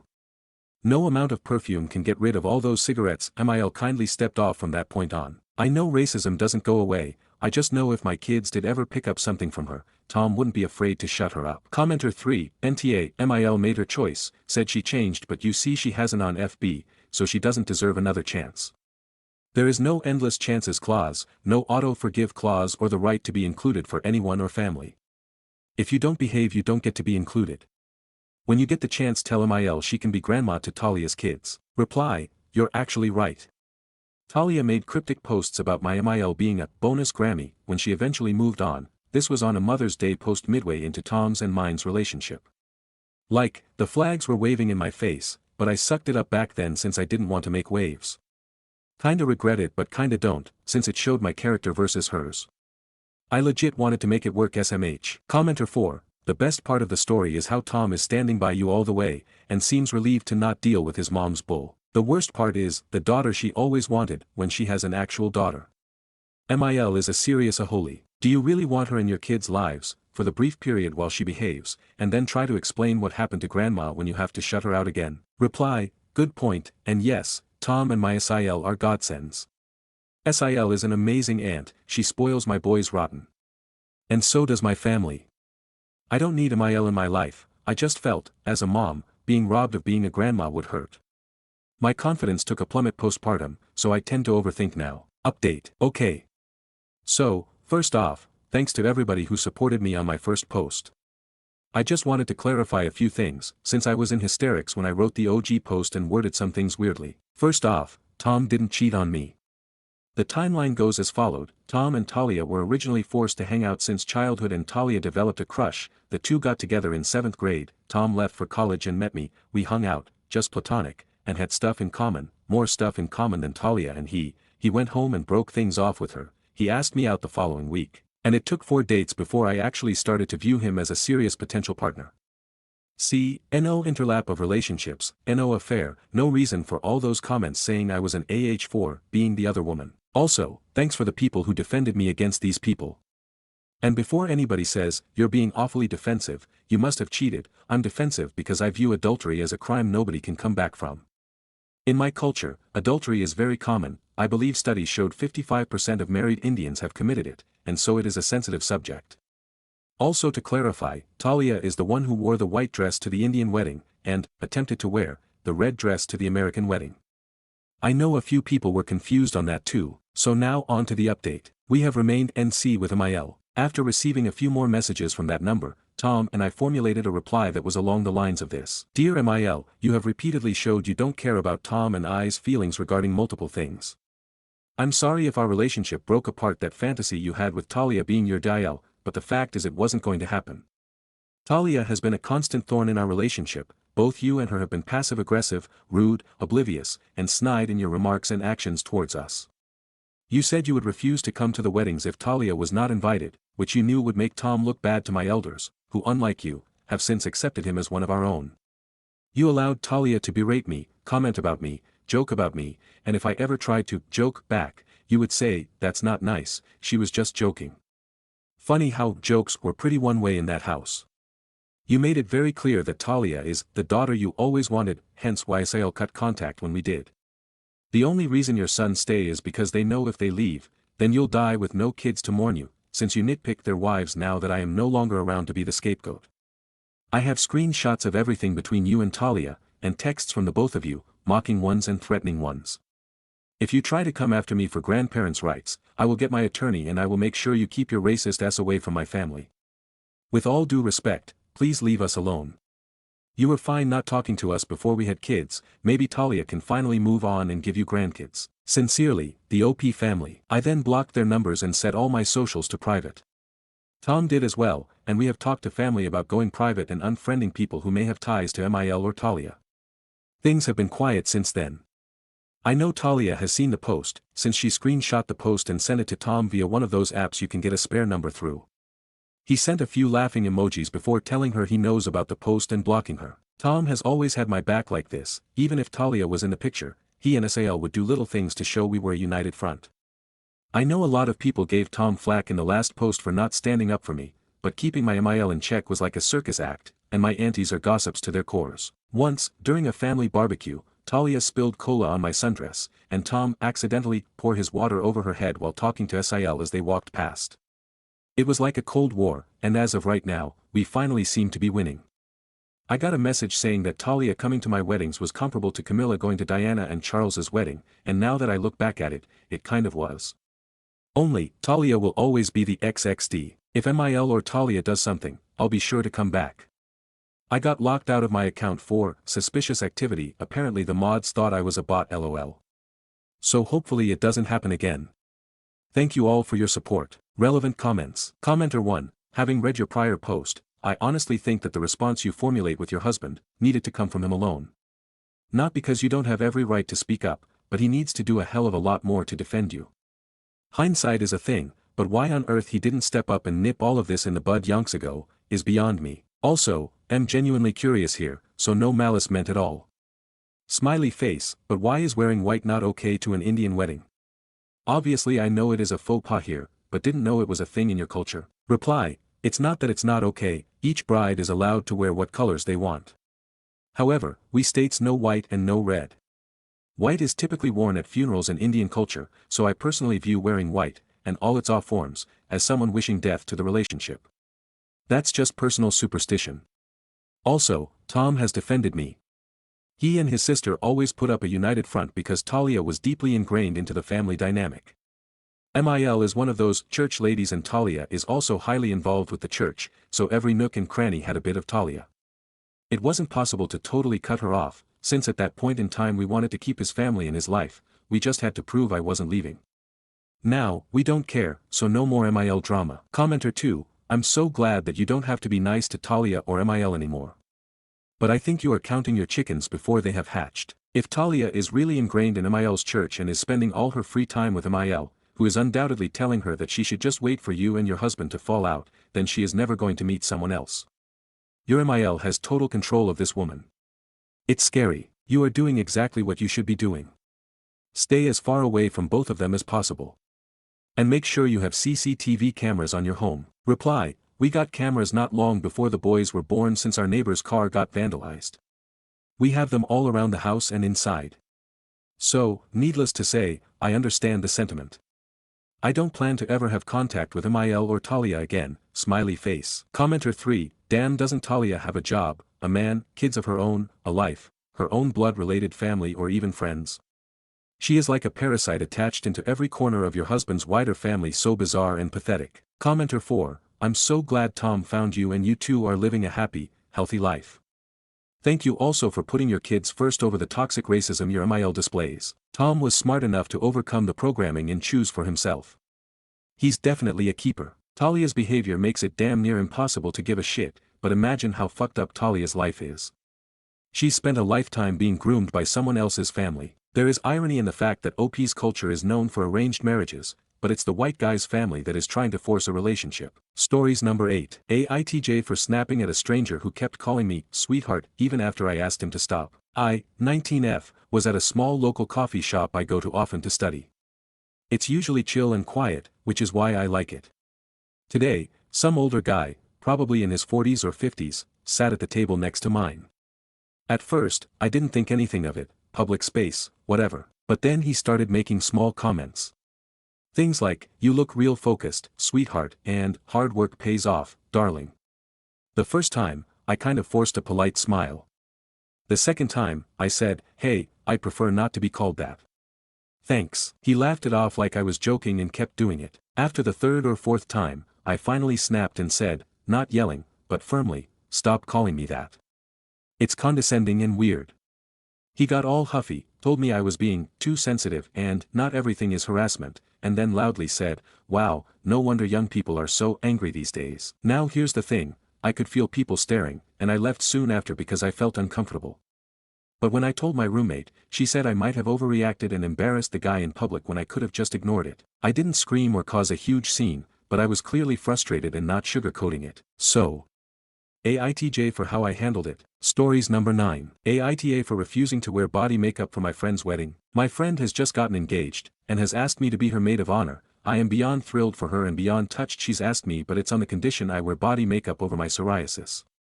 I can't do that. Not only is it impractical, any makeup that will actually cover it will exacerbate the condition and make life miserable for me. To be clear, I have it well controlled, I am not flaky, the skin is simply very red. It covers 80% of one forearm, 20% on the other, both elbows, and I have large patches on my calves, knees, and 90% of the top of one foot. I use gentle manual exfoliation and a moisturizer that helps control the dry and excess skin. I apply the moisturizer a couple of times a day, and wouldn't be able to do this while wearing makeup. I let her know I wouldn't be able to do that, explained why, even though she knows I have to be careful with all products I use, and she's quite unhappy with me. She wants beautiful photographs that make everyone feel beautiful and confident, which really upset me. I am content and confident in my skin, I know it's there and people stare sometimes, but what can I do about that? Most people think I've had some kind of gnarly motorbike accident or something tbh. I'm at a point in my life where I honestly don't care and often forget that it's unusual to see. I know the reason is because she doesn't want to see it in her photos. I said as much to her and she was offended. I suggested that I wear something with long sleeves and skirt, but she's already has her heart set on midi-length strapless dresses, and a shawl covering won't go. It got to the point where she was getting heated because I won't do it and told me I either wore the body makeup or don't bother even coming. I ended up telling her either she has me as is or not at all and left. She is now not speaking to me, but has told her fiancé that I accepted the role. Am I the asshole? Should I just suck it up with the body makeup and deal with it? I love my friend and I would hate to miss her wedding, but wearing the body makeup would just make the night so miserable and cause so much irritation and possibly pain if it gets so bad my skin splits again. Stories number 10. AITA for refusing to let my future brother-in-law borrow my grandfather's vintage watch for his wedding, even though it's said to bring good luck. I, 30M, am engaged to Sarah, 29F, and our wedding is in 10 months.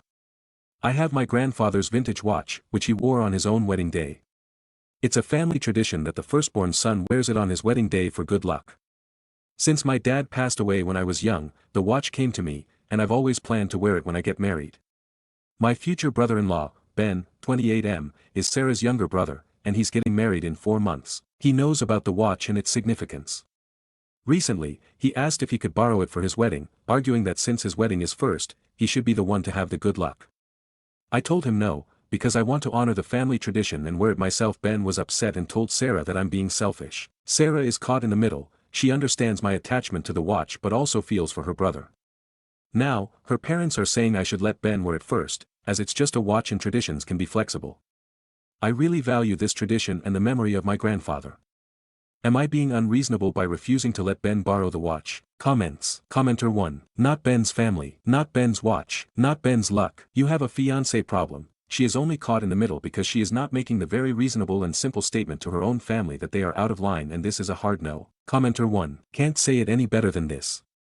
Ben has some serious audacity. Commenter 3. I hope that watch is in a safe place.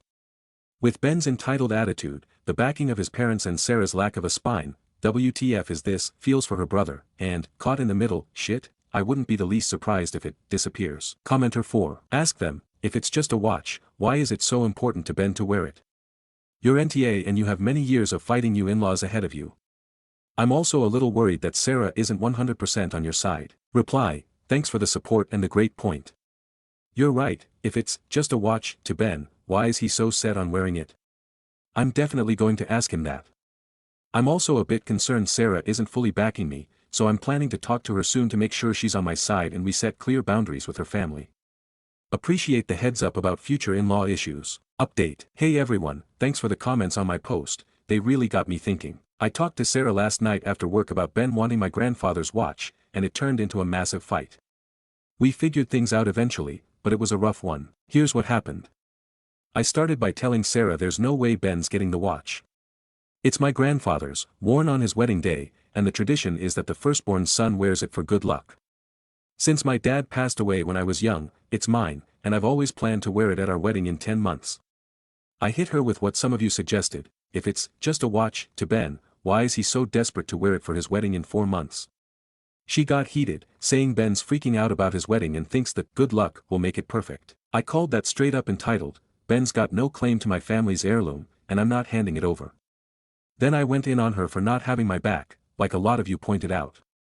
I said she's only caught in the middle because she won't tell Ben and her parents to back off. Sarah lost it, shouting that I'm forcing her to pick sides and her parents are blowing up her phone, saying I'm being a jerk for clinging to a relic.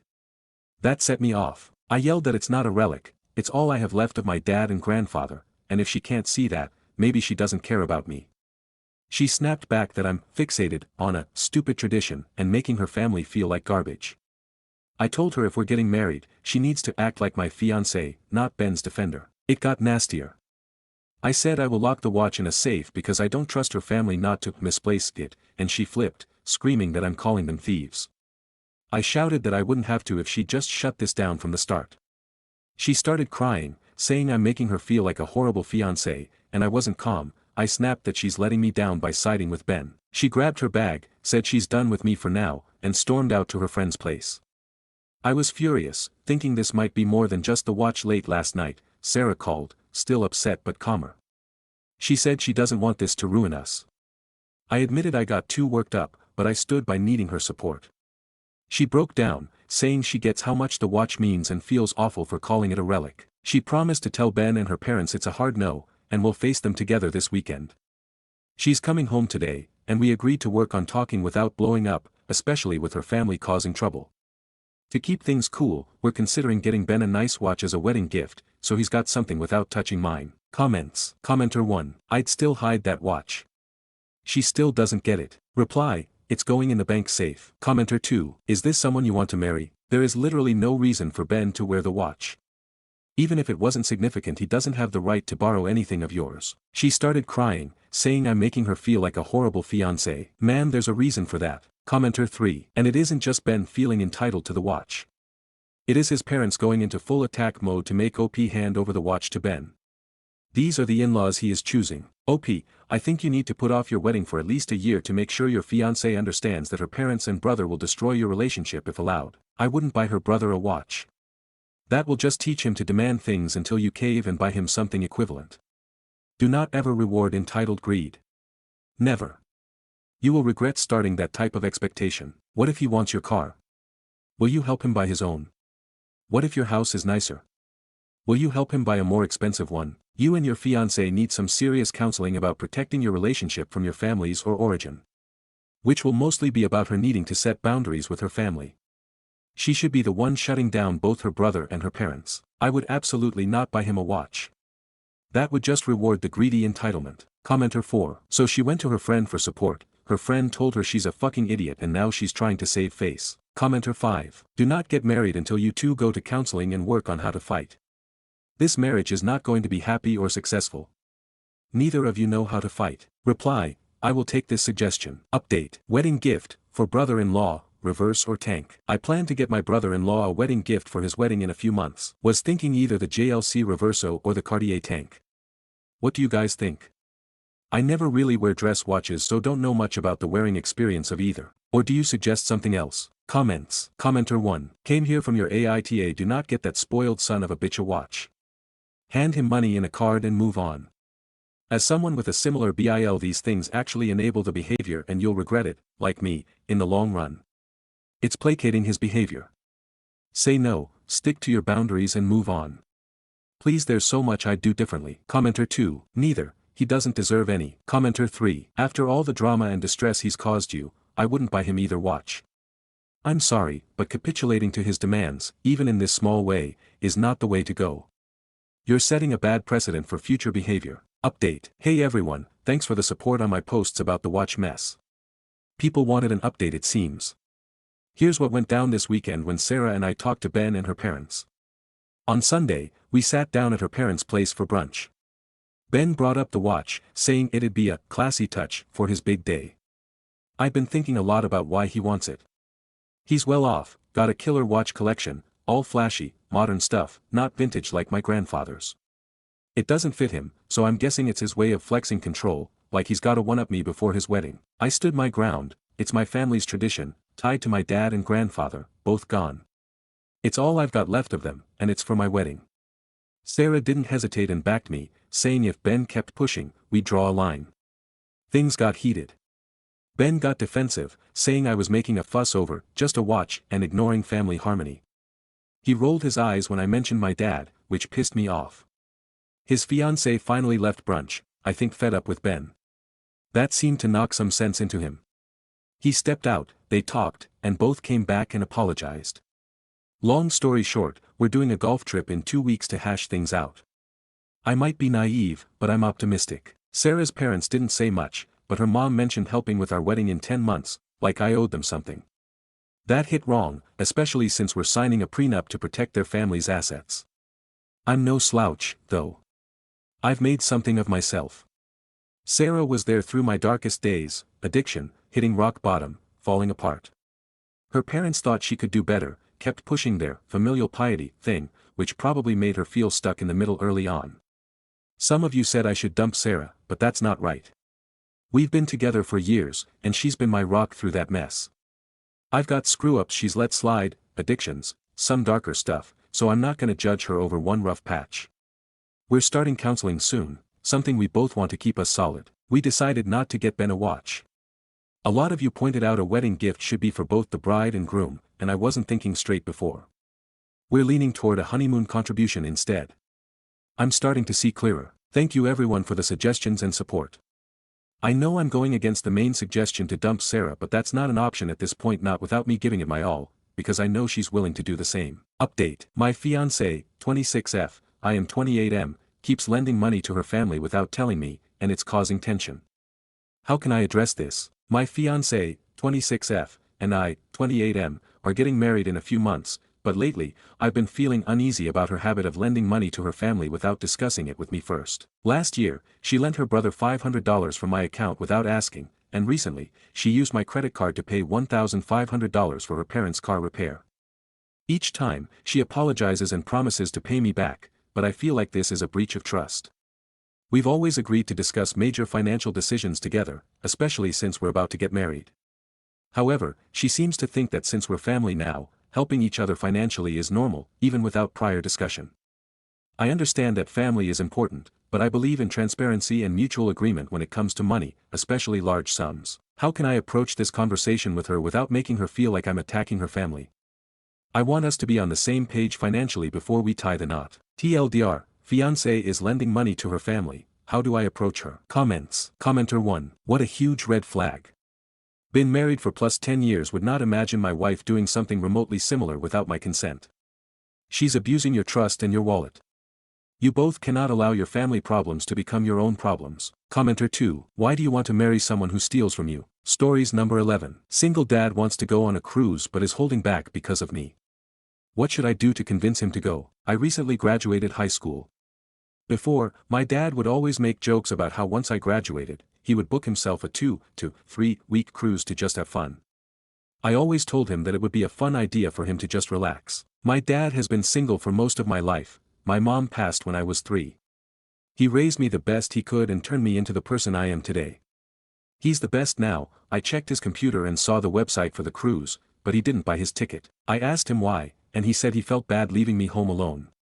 I reminded him that I am technically an adult now, and last I checked, the cruise was for older adults to mingle, have fun. Even when I said that, he still wasn't fully convinced he should go. I want him to go so he can have fun and relax. With raising me and everything, he deserves it. What can I do to convince him he should go? He can afford the cruise. Notable comments. Commenter 1. A huge part of his life has been dedicated to taking care of and looking after you, so it would naturally feel weird for him to actually start doing things by and for himself.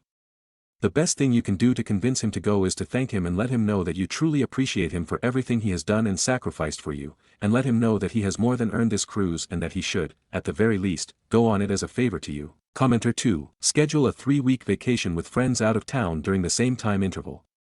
Could be that he's thinking you're going to be leaving soon, and he doesn't want to miss time before you get out in the world. Comments by OOP. It's not a money issue. I think he's just so used to caring for me, that when he wants to do something for himself, like a vacation, it feels wrong. I live near my grandma, so maybe that can ease his worries. Sadly, I am not in contact with my mother's side of the family. This a cruise where adult things happen, so I kind of don't want to go, lol. I know my dad wanted to go before. I do have a stable job right now to pay for books and such.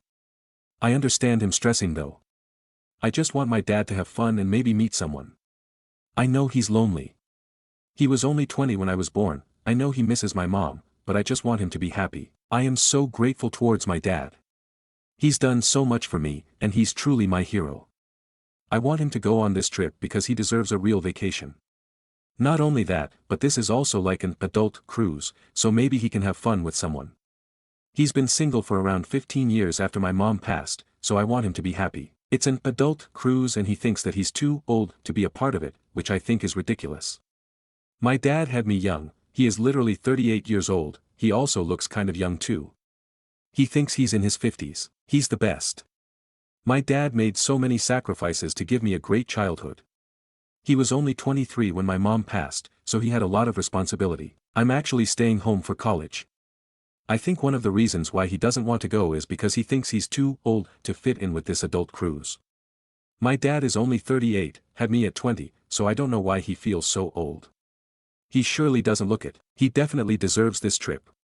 Once he gets back, he's visiting my auntie. I'll talk to him. I don't have a boyfriend or anything. I wouldn't even have a party at my house.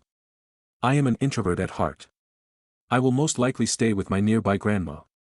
My dad went on a few dates before, but nothing serious. Update. Thank you to everyone who gave me a lot of good advice.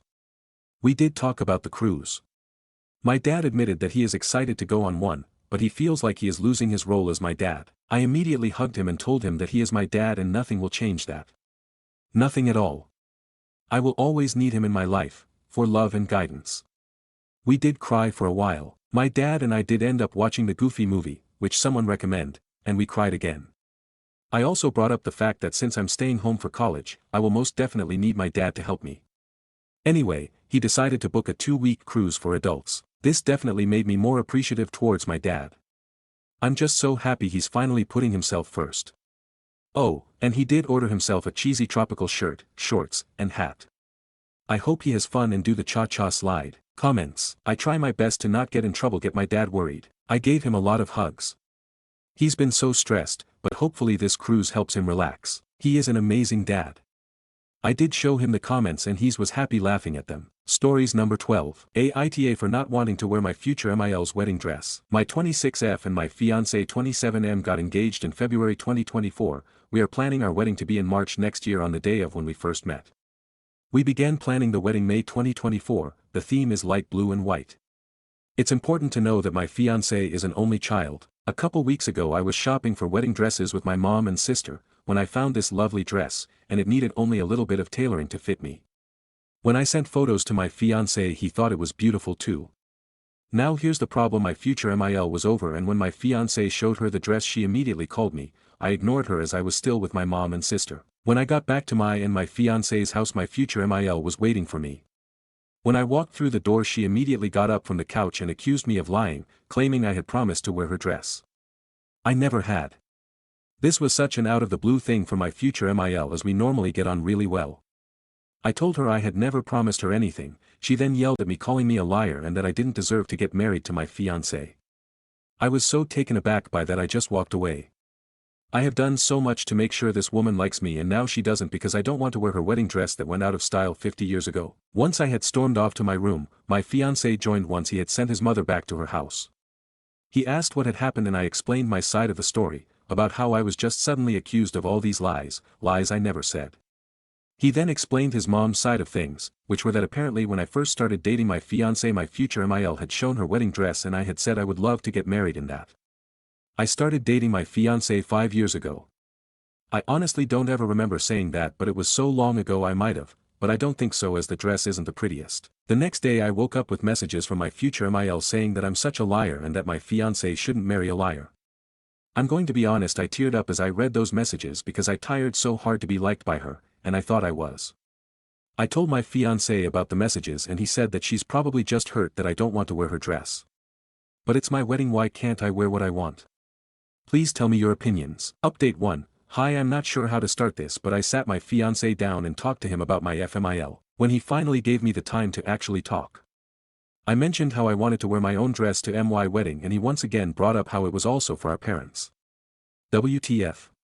I explained calmly that it was a union of us, not our parents, and unless his mom wanted to pay for our entire wedding it was our wedding. Then I said how he found the dress I originally wanted beautiful and he only changed his mind when his mom raised the issue. He said he only said it was beautiful because that's what I would have wanted to hear and he found it ugly. I didn't react to the last comment and instead I brought up how I could wear something else of his mom's and he completely shut down that idea saying his mom offered the dress and I couldn't take something from her if she didn't offer it and that I should be grateful she offered her dress. I admit I was angry at this and replied with, am I marrying you or your mother? When I asked him this he yelled at me saying that what his mom was asking wasn't a big deal and that I was blowing this out of proportion. After he said I was making a big deal out of my wedding dress I stormed out and called my mom explaining the whole situation. When I went back downstairs he was gone and he texted me explaining he's going to be staying with his mom until I come to my senses. I'm now rethinking my whole relationship as I can't marry him if I'm also marrying his mother, and I'm not going to be one of those people on Reddit talking about my horrible MIL, even though I sort of am. Relevant comments. Commenter, NTA. Honestly I don't understand why women think the dress is worth saving. Most younger women have no intention of using their mother's old dress, so why do they think their daughter will use theirs? I get it was traditional to pass it down in the family, but that was when they were all handmade by the family and making a new fancy one was a big deal. Reply, it wasn't made by a family member, it's purely just her dress, no sentimental value besides being her dress. My fiancé says it's up to me but he'd like it if I wore her dress. Commenter, you have a fiancé problem more than a MIL problem. He should have your back. Does he always take her side? Reply, nothing like this has happened before, my MIL and I got along quite well before this, now I'm not sure we could ever get along again. Commenter, oh come on. Your MIL sounds irrational, manipulative and controlling. If she's like this before you get married, best of luck to you after the wedding. She's not likely to change and your fiancé seems like a mommy's boy. NTA, but have a real good think about your future. Is it possible that MIL has been hiding her true self all this time?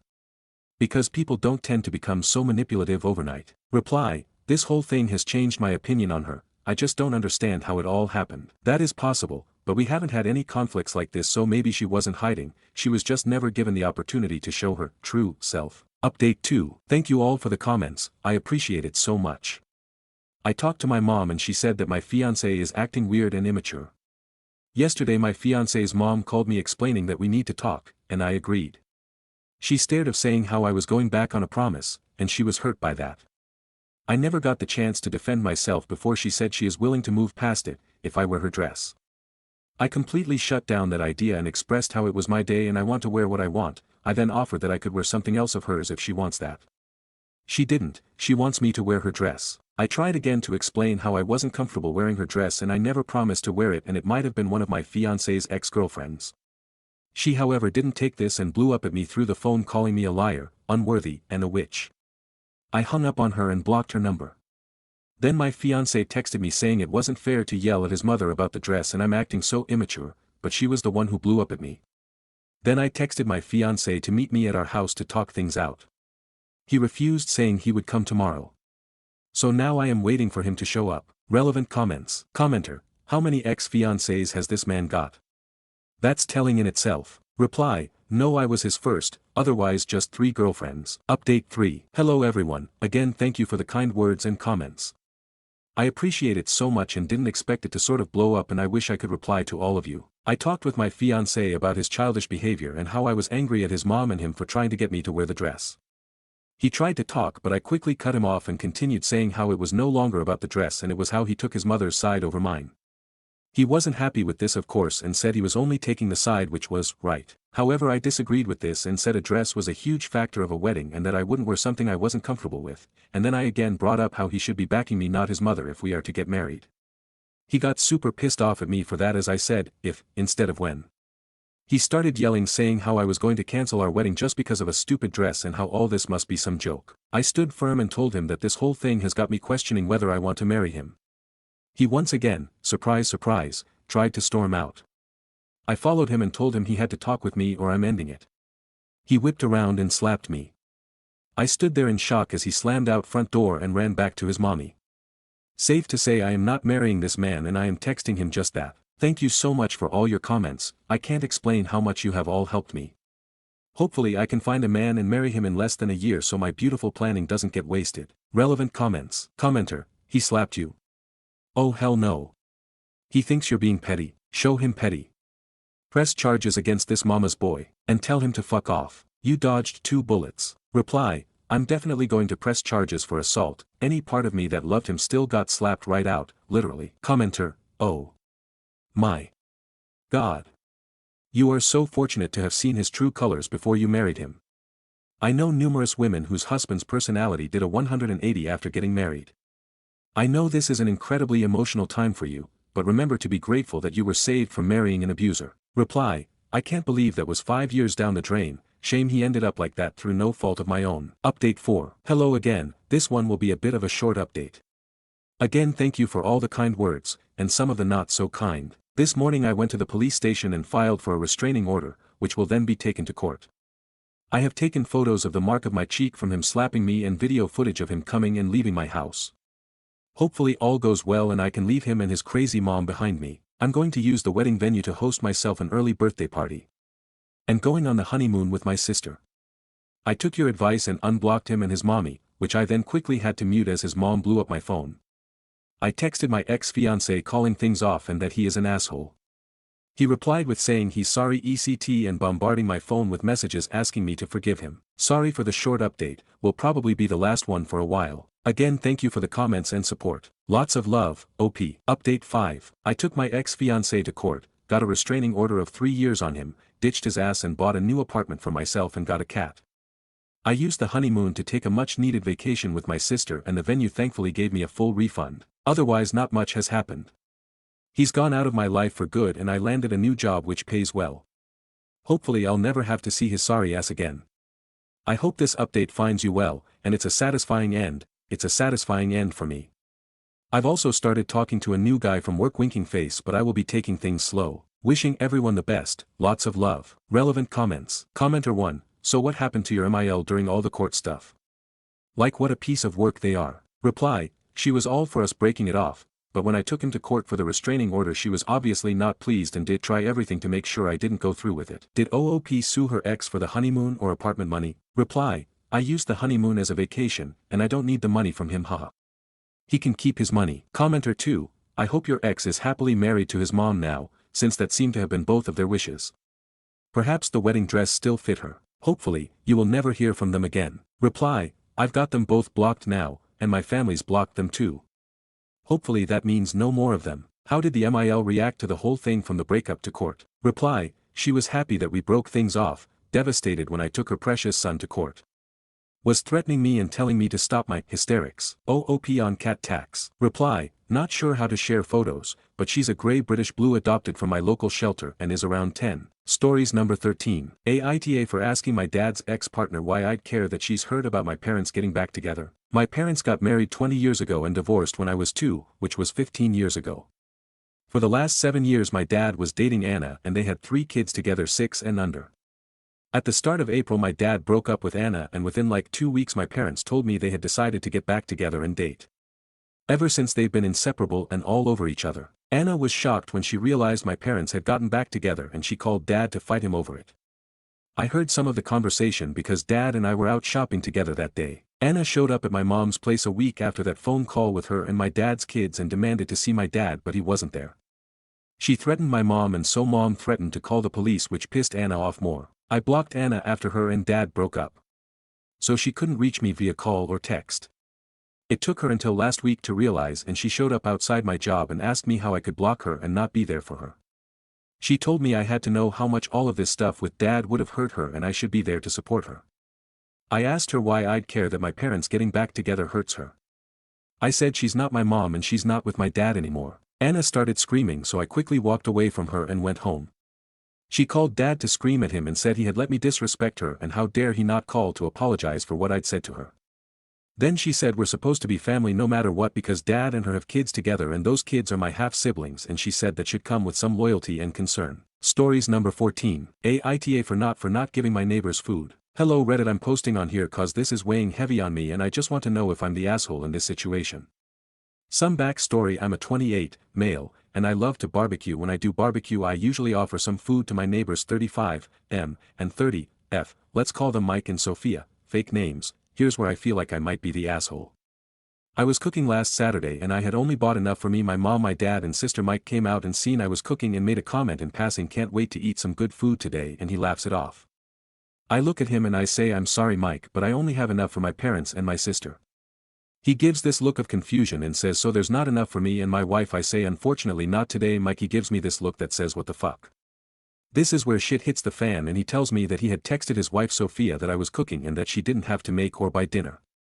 I just look at Mike and tell him, why would you do that? I even tried to reason with him and say if there is any left over he is more than welcome to come take some for him and his wife.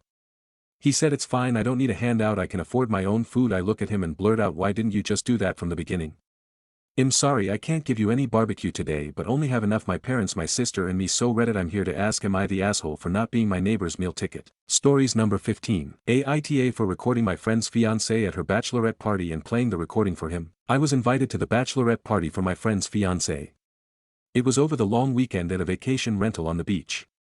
There was booze, a hot tub, great food. It was definitely a hit. At one point I was on the deck looking at the ocean, and the bride was drunk in the hot tub with 2 of her friends. She said she felt more relaxed than she had in a while. I assumed she was referring to wedding planning. One of her friends asked if she was having trouble with the little monster. She said no, that he was manageable for now. At that point I realized they were talking about my friend's son. I took out my phone and started recording them. The bride's friend said horrible stuff about my friend's son, and the bride responded positively to everything, laughing and agreeing. Then she said that it was too bad he wasn't old enough to send to military school. I stopped recording when their topic changed. I don't think they ever realized I was close enough to hear them. When we got back I asked to meet with my friend, and I played him the recording. He was quiet while he listened. After the recording was finished he asked me to send it to him, which I did. Then he asked me to delete it, which I said I would do, but haven't yet. I feel like an asshole for interfering, I really do. However, I'm worried about my friend's son. Depending on what my friend does, I might need to send this recording to the poor boy's family. I feel like I've overstepped, but what else can I do? Was I being an asshole? Comments by OOP. He is not a monster at all. He's 2 years old. He doesn't have any behaviors atypical for his age group. The worst thing he does is that he keeps trying to take his clothes off in public because it's so hot this summer. My friend is a great dad who loves his son very much. I just worry about this little boy. It's bad enough that his mom isn't in his life anymore. He deserves love and support. When I have said stupid things while drunk there usually wound up being consequences for me later, and often I ended up needing to apologize to someone afterwards. Somebody says OOP is in love with the groom and tries to break them up with fake drama. Well, I'm a lesbian, so Update. Yesterday, Friday, afternoon I got a text from my friend asking me to block his fiancée's number. I was a bit thrown by the request and asked if everything was okay. He said he couldn't talk right now and asked me to please just block the number. So I blocked the number. I have this weird glitch with my Android Auto where if a blocked number calls me it shows up in my recent calls as a missed call on my car's screen, even though on my actual phone it doesn't ring at all. I was driving later and saw a ton of missed calls from her. There were so many it exceeded what my car will show me. I kept the number blocked. Later my friend's best friend, who was supposed to be the best man, called me and asked me if I had heard from our friend. I said yes and asked why. He sent me a screenshot from the fiancé's Facebook talking about how people show you their true colors and saying she was newly single. I tried to call my friend, but he didn't answer. Tonight I finally heard back from him. The long and short of it is that he asked her about how she feels about his son. She said he's adorable and sweet. My friend played her the recording, and she asked where he got it. He refused to tell her, saying it shouldn't matter. She immediately guessed it was me. He refused to confirm that. She was angry that he wouldn't tell her I recorded her conversation and said she can't trust him anymore. She called off the wedding. Not a great update, but since so many of you were so invested, I thought you'd want to know. Comments. He didn't give me a word-for-word rundown of their conversation, but from what he told me once the topic shifted to her wanting to know who recorded her it never went back to what she said. I didn't know what to expect, but it definitely wasn't this. I thought maybe she would say she was taken out of context or something, but shifting the topic completely from the son to the recording, that I didn't anticipate. I feel really bad for him. At least this way she can't play the "he left me right before our wedding" card though. One of the bride's friends said she wouldn't be able to put up with such a gross kid, to which the bride laughed and agreed it was difficult. Another asked if she ever wishes he wouldn't come up when he's always jumping in the water. She said no, but she also laughed, and I don't think laughter was an acceptable response to such a horrible comment. Another friend said if her son had stripped naked in public she would slap him, to which the bride said she was too shocked to react. My friend's son is 2 and sometimes tries to take his clothes off outside because the summer has been so hot. I'm assuming they were referring to such an event. I already deleted the recording after so many comments on the original post advised me to. He still has his copy unless he also deleted it, but mine is gone. I'm glad I got rid of it. His choice on how to handle everything from this point forward, as it should be. Stories number 16. Aita told my coworker that she's falling for romance scam and now she's upset. My friend, let's call her Nancy, and I worked together for 3 to 4 years at a hair salon. Nancy is early 30s, kind of an airhead, gullible but a really kind and nice person. She's currently in a relationship with this guy for about 6 months. He live in New York, we're in the Midwest, they talk on the phone all the time.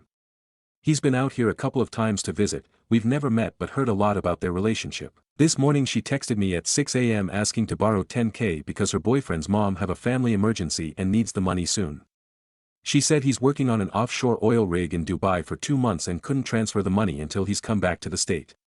She doesn't have the money, so she asked if I can ask my relatives for the $10K for her. I told her that this sounds like a romance scam and that if he's asking her for such a big amount of money like that early in their relationship it's a red flag and she should reconsider.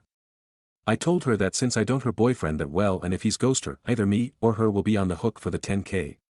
Now she won't answer my text or call, she also took a personal day from work today. Aita. Should I kept my mouth shut and mind my own business? Edit 1. Yes, she is very naive and gullible. She believes she can talk to ghosts and spirits. That's another can of worms that I won't get into. She didn't bring her boyfriend around when he was in town, a couple of times, just a bunch of excuses. I told her sister about it and got an earful about how I shouldn't judge a person in need like that. I gave up. I sent her a few articles about sweetheart and pig butchering scams, still no reply. I know she read it. She's not the type that's loaded, she lives with her parents in their basement and lives paycheck to paycheck.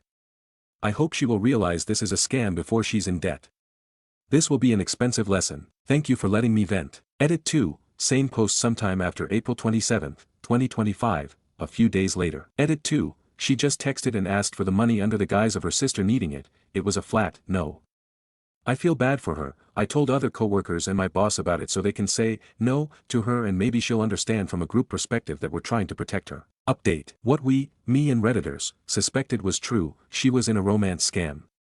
She has never met her boyfriend in person, they only talk online. She said she was lonely and was afraid of being alone. She said her BF stopped contacting her after she couldn't get the money and started asking simple questions, like no internet on the rig, satellite phone, etc. After that she realized that he was scamming her. She started telling me about how she had been sending him small amounts of money like $50 to $500 at the past 6 months to help him out with some small emergency. When he ghosted her after she couldn't help him with the $10K, then she realized that she had been romance scammed. I'm glad that she saw it for what it was. Stories number 17. Is it abusive if my boyfriend 24M poured my 24F milk down the drain? I don't know what to feel, please help. Okay, so my BF and I have been together for almost 2 years and we recently moved in together. So I was sitting in the kitchen drinking some milk. My boyfriend often makes jokes about me drinking milk and calls it disgusting and weird that I enjoy the taste of it alone. I've always laughed about it because I know many people who makes these kind of milk jokes. I like drinking milk anyway. So I was sitting in the kitchen drinking some milk when my boyfriend calls out from the living room, "Are you drinking milk?" I said, "Yes," and he came storming into the kitchen. It all happened so fast I didn't know what was happening. He took the milk carton and emptied all of the milk into the kitchen sink. I called out, "What are you doing?" And he said something along the lines of that this will teach me a lesson to not do it anymore. I was so surprised and scared. My boyfriend has never done anything like this before. He's a very loving and gentle man usually. I've stood up and went into the bedroom to process what has happened. After a short while he came in apologizing and saying he will buy me new milk now. He's now left the apartment to buy me new milk. I'm so confused and don't know what to make of this. Stories number 18. Aita for not stopping my teenage son's girlfriend from kissing him. My 50 son, 17, recently got into a car accident with a drunk driver. I am very thankful that he is alive, obviously, but his car is totaled. The drunk driver was driving a pickup, and my son drives a small old convertible, most likely the reason for the amount of damage, and he is fairly injured, i.e. multiple breaks, lots of stitches, etc., and is currently recovering. This all occurred last week on Saturday, the night of the accident. My family, my wife, 45 and daughter, 14, got there I want to say an hour before his girlfriend. When she came in she ran to him in his hospital bed and started hugging and kissing him, mainly lips but other places on his face too. She stayed for most of the night, checking up on him and being supportive, and I was happy that my son and his girlfriend had such a good relationship. As we were driving home that night my wife said she was upset I didn't say anything to my son's girlfriend. I asked why I would have as she was being a good partner. My wife said that it felt weird seeing that, especially in front of his family. I said that he was going off to college regardless, and that she was being a really nice partner, and that night showed us how much she truly cared for him. She rushed off of work to get there and was still wearing her work clothes as she got there. My wife started getting angrier and said that she thought it was gross and that I should just ask her to leave sometime. I told her that I'm not telling my hospitalized son that I'm taking away something that clearly makes him happy. She told me it was gross and that I needed to put a stop to it. I told her she was worrying about the wrong thing and that anything that brought our son comfort was good. My brother had taken my daughter home before this. She didn't hear us arguing. She told me I needed to step up and do my job and I've kept thinking about it, and I have started to keep thinking about it and thinking that I am in the wrong. Stories number 19. New roommate hasn't showered for a week. New roommate moved in last Thursday and only showered once that day and not anymore. In this weather apparently she stinks and today I keep smelling it slightly from 2 meters away. I am a person with strong sense of boundaries and don't want to look like a psycho who monitors the shower frequency of roommate, so I haven't advised her yet. What's more, she has been hanging in the common bathroom her smelly bath towel and the smelly t-shirt she took of that day, making bathroom smells like having a goat inside. At first I sprayed air freshener towards that corner but the smell always comes again soon. What knocked me out was that yesterday she borrowed a sanitary pad from me and I thought she'd just use it for emergency to buy a pack of pads. Today evening full 24 hours passed, she asked to borrow another one again, saying that she hadn't got the time to buy, and praised that my pad is so good that she made it until now without spilling. At first day she took out all kinds of random things in her bag and spread them on dining table, so I noticed that there is a box of capsules for urinal infection etc. Like girl, you already infected with bacteria, why can't just wash there more often and change sanitary pads more often? Update, thank you for all your advices. To not spam people I won't reply one by one. I somewhat have more courage and will try to think a way to politely ask if she is okay. I've had depression in the past and understand the lack of motivation. I was like I procrastinate for hours before climbing to shower and the only thing I do in a day is a shower. But depression could be different on different person for sure. Few days ago once her boss advised her to either tie up neatly her hair or if she wants to wear hair down please wash them and keep them smooth. She got super offended and described this to me being irritated, so I was afraid of asking her about personal things lol. Update. She just believed that people shouldn't shower daily, but 2 to 3 times a week or at most every other day. But she had been tired in the past week, so in her concept she only skipped 1 shower and it's not that bad. Tonight she said that she will shower, but before showering she will rest a bit, then after 3 hours she announced that she is too tired and gotta go straight to sleep and maybe next time. For smell, turns out that she didn't feel it. Like get used to it maybe. She confidently brought her smelly items to me to let me sniff. I'm dead. Well, at least glad that it's not severe mental problem and she won't stay stinky forever. LOL. As a person who also has some procrastination problems, I kinda understand this mindset, but I only have this mindset in more challenging things like going to gym etc. I know this difficulty in starting doing things and hopelessly know that it's difficult to heal. Thank you again for all who read and carefully thought and warmly advised me to make me courageous to talk lol. Stories number 20. My boyfriend thinks I cheated because I changed my moan. Okay, I, 26F, cannot believe I'm writing this. Last night, my boyfriend, 28M, and I were getting very into it. Everything's going great until we hit that point where I'm, loud. He stops mid-thrust and literally says, "Who taught you that one?" I thought he was joking, so I laughed. He wasn't. He got off me and said I've never made that sound before and that kind of moan doesn't just come out of nowhere. I was stunned. I told him maybe I was more relaxed, or maybe it was the tequila, or maybe he was just doing a better job for once. He said, "No. That was a trained sound. That was a practiced moan. I know the difference." Like he's some kind of sex vocal coach. We argued for 2 hours because he convinced himself I was imitating someone I'd been sleeping with. I haven't cheated. Not once. I haven't even flirted. I've literally been constipated for a week. I'm not out here giving porn star performances. He's still upset and said he needs time to think about what this means for our relationship. So, hot take.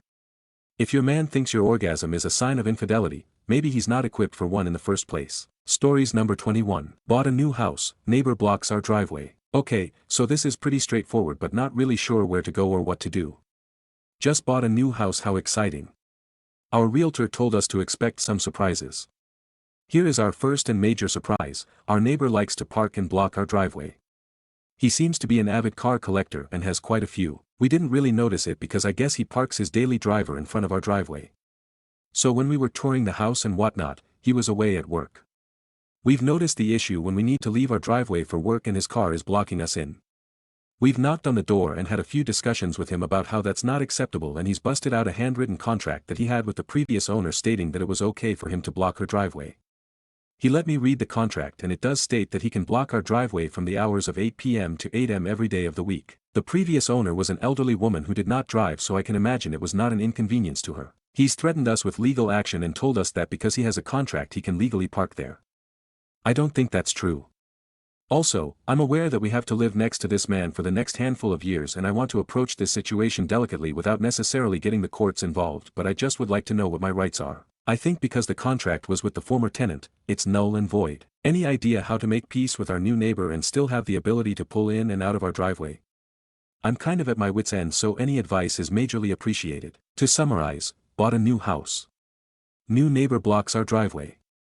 Was given permission by previous owner, has contract. What can I do? Update. Thank you everyone for your helpful advice. I wasn't expecting so many responses. I see a lot of people mentioning why we didn't do something sooner. When I say we just moved in this past Monday. We haven't even been at the new house for a week. I wouldn't say I'm a pushover, just with buying a new house and planning a move, this was not on my bingo card. But, turns out he did good on his promise and talked to a lawyer, who told him it was illegal to block a driveway, regardless of any contract, and that the contract in question is null and void since the previous owner moved away, but regardless blocking someone else's driveway is still illegal. He came over and apologized. He also brought some store-bought cookies, an apology letter and a contract with the former owner for us to keep or destroy. I think this is a nice olive branch for the situation. He wants to start over again and welcome us into the neighborhood. I'm hoping we can turn the corner and start anew with our new neighbor. He seemed pretty embarrassed and genuinely seemed sorry. He's an older guy, so maybe he just didn't know the laws or isn't good with change. He has egg on his face. Hopefully we can just enjoy being each other's neighbors in the meantime, and maybe one day this will just be a funny story. Anyways, definitely an interesting way to be greeted into the neighborhood. Stories number 22. Dear men, did I ask for too much? Should I reconcile? I broke it off with my boyfriend of 6 years this week and I really need a reality check if what I did was rightfully or if maybe I just have too high expectations, so, all critics welcome. My boyfriend, 25, and I, 25, have been dating for 6 years and graduated together. We go way back, considering how much changes in this time. Fast forward to today and our lives both changed. Let me preface this by saying that my ex-boyfriend is the sweetest, most loving person I could have ever hoped for and I genuinely hope he is happy. There was just some things I could not get over. Please keep in mind that I know that this is very subjective. To make it easier to read I will just state it as matter of fact but I know it is just my experience viewpoint. He is unreliable. He sleeps in a lot so when he says he will make time to spend Saturday together he will in any case stay up until 5 a.m. the day before and be terribly tired, won't get up until 3 to 4 p.m. on Saturday. This was a regular occurrence and went as far as him not letting dogs outside he watched over so they had to relieve themselves inside. Money issues. He could not handle money at all. While I have rent to pay and live completely autonomous, bills, groceries etc., he lives with his parents and even gets an allowance on top of his paycheck, which is not a lot admittedly, as he was kicked out of the training program and now works as a part-timer. He was short on cash most of the time and even asked me to lend him money for cigarettes etc. I rarely got the money back. In his eyes I had enough money anyway. For me it was more of a principle and a sign of respect. Spending time.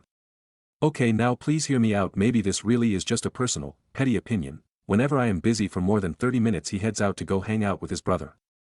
Studying for 1 to 2 hours. Goes to his brother. Going to sleep 1 hour before him. Goes to his brother. I don't take issue in them spending time but more in the fact that he enjoys my apartment, my food, my clean space when it is comfortable for him and I am available but as soon I am not he's immediately out. No doing the dishes for once, no doing laundry or making us dinner to take some of the load off my shoulders. I work full time and study in my free time while he works 20 hours a week. It felt like I was the mom of a teenager who enjoys going out all the time instead of a committed partner who wants to be with me. Now we have had discussions about this a lot. He understands my points and says he wants to try and change but he cannot help it sometimes. After we went to a funeral from my family's side which was brutal to me he wanted to go to his brother's for the evening. I told him I'd appreciate it if he would stay and just keep my mind off of it. I admit I got frustrated because to me this is normal for partners. He said he understood but he cannot help it that he'd rather go to his brother now. I miss him. I miss him calling me nicknames and massaging my shoulders while we watch TV. But I have been frustrated by all of this and reached a boiling point. Men of Reddit, did I put too much pressure on this loving man who just needs a bit of structure? Stories number 23. Sister demands I help fund her dream wedding after blowing her inheritance savings. My sister Chloe, 32, is getting married and she's got some serious main character energy when it comes to her dream wedding. The kicker, she expects me, 30F, to foot a significant chunk of the bill after she blew her entire savings $25,000 on a ridiculous MLM scheme. For context, Chloe has always been terrible with money. Think impulsive buys, loans for trips, the whole 9 yards. Meanwhile I've been diligently saving every penny for a down payment on a house. Our financial approaches are polar opposites. About a year and a half ago Chloe got completely sucked into one of those boss babe wellness drink MLMs. I tried to warn her gently at first, then more forcefully as she sank more and more cash into inventory and training. She was convinced she'd be a millionaire. Spoiler alert, she's not. She flushed her entire $25,000 savings down the drain and is now financially back at square one. Now she's engaged and she's always dreamed of a massive fairytale wedding, the kind that easily costs $50,000 plus. And guess who she thinks should help make that dream a reality? Yours truly. She knows I have a decent chunk of change saved and she's been dropping not so subtle hints about how I'm so responsible with my money and don't have a mortgage yet, so surely I can spare some cash for her big day. Yesterday she finally straight up asked. You know, she said, if you even threw in like 10 grand it would make such a huge difference. You don't really need all that house money right this second, and this is my one shot at the wedding I've always pictured. I lost it. I absolutely lost it. I told her, Chloe, there is no way in paying for your wedding. You literally flushed your savings down the drain on a scam even though everyone told you not to, and now you expect me to bankroll your fantasy. My savings are for my future, not to bail you out of your past mistakes. Oh, she got upset alright. Called me selfish, unsupportive, the whole 9 yards. Said I was holding her past against her. And of course my mom's now calling me pulling the family helps family card. Honestly, I feel a little bad for making her cry, and I do love my sister. But I also feel like I'm being put in an impossible position.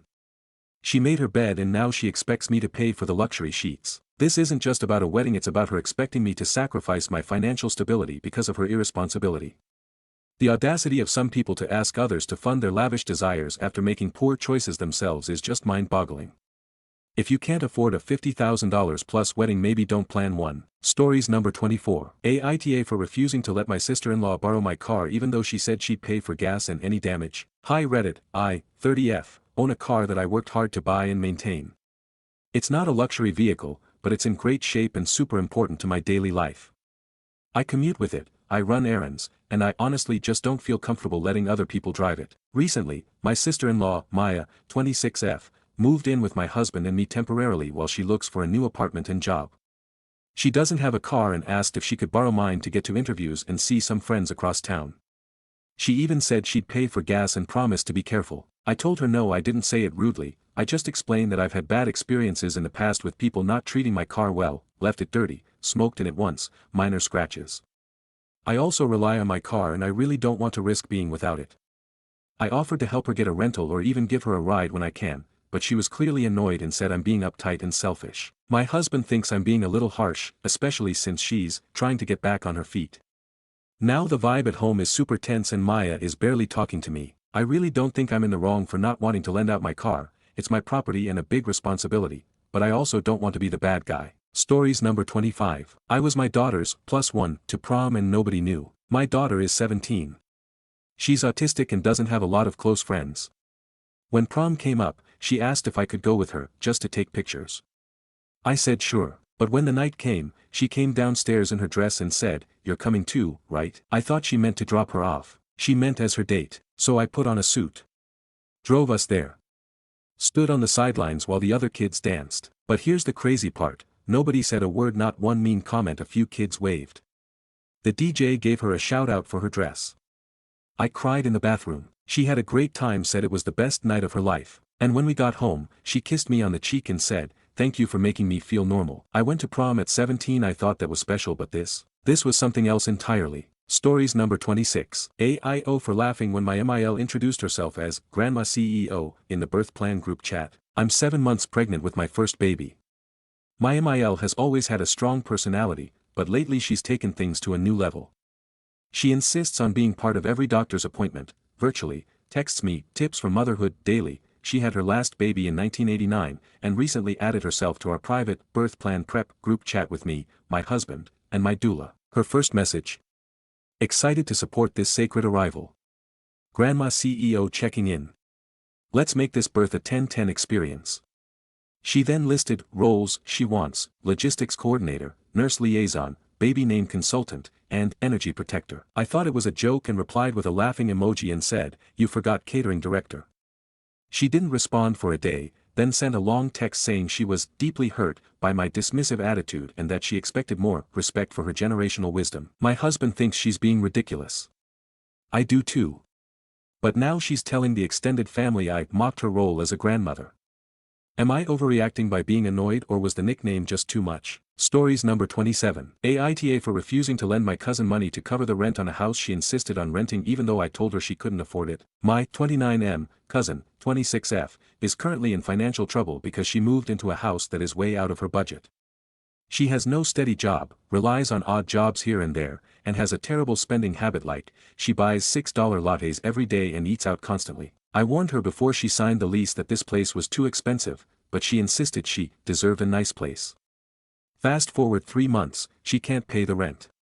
She's now asking me, who has my own bills, student loans, and rent to cover, for money just until she gets back on her feet. I said no. I told her I love her, but I warned her from the start that this house was too expensive and I can't be her safety net every time she makes a bad decision. She flipped out and called me a fake cousin, a snob, and said I was letting her become homeless. Now her mom is calling me, saying I'm heartless and families should help each other. I feel like I'm being emotionally blackmailed for her financial irresponsibility. Aita for refusing to cover the rent on a house I warned her she couldn't afford. Stories number 28. Ada for going off on my coworker after she tried to discipline my kid at a work barbecue. I, 31F, work in marketing at a mid-sized company. We had a casual barbecue at my boss's house, and we were told it was fine to bring partners and kids. I brought my 5-year-old son. He's super social, not perfect obviously, but generally well-behaved and respectful. Enter Kelly, fake name, a coworker in her late 30s who has no kids. You can picture her as just an average woman wearing this, it's literally her, has said multiple times she doesn't like them, and makes passive comments whenever someone brings a kid to the office, even for 10 minutes to pick something up. She acts like the mere presence of a child gives her a migraine. At the barbecue, my son was playing tag with some other kids in the yard. They were loud, sure, but it's a barbecue, outside, with other kids. Normal stuff. Out of nowhere, I see Kelly grab my son by the arm and snap at him. You need to stop yelling. You're not at a zoo. I swear to God I thought I misheard. My kid looked freaked out and came running to me. I walked up to her and said something like, "Don't talk to my child like that. If you have an issue, you come to me. You don't touch him, and you definitely don't insult him." She rolled her eyes and said someone had to set boundaries, since I clearly wasn't going to. I lost it. I told her to stay away from my kid and that she had no business putting her hands on anyone else's child. People definitely heard, and it was awkward for sure. Now she's been cold at work and another coworker said I overreacted and that Kelly was just trying to help. Aita for causing a scene. Stories number 29. You work from home so you can help me anytime. Nope. That's not how freelancing works. Hi again, I work as a full-time freelance graphic designer from home.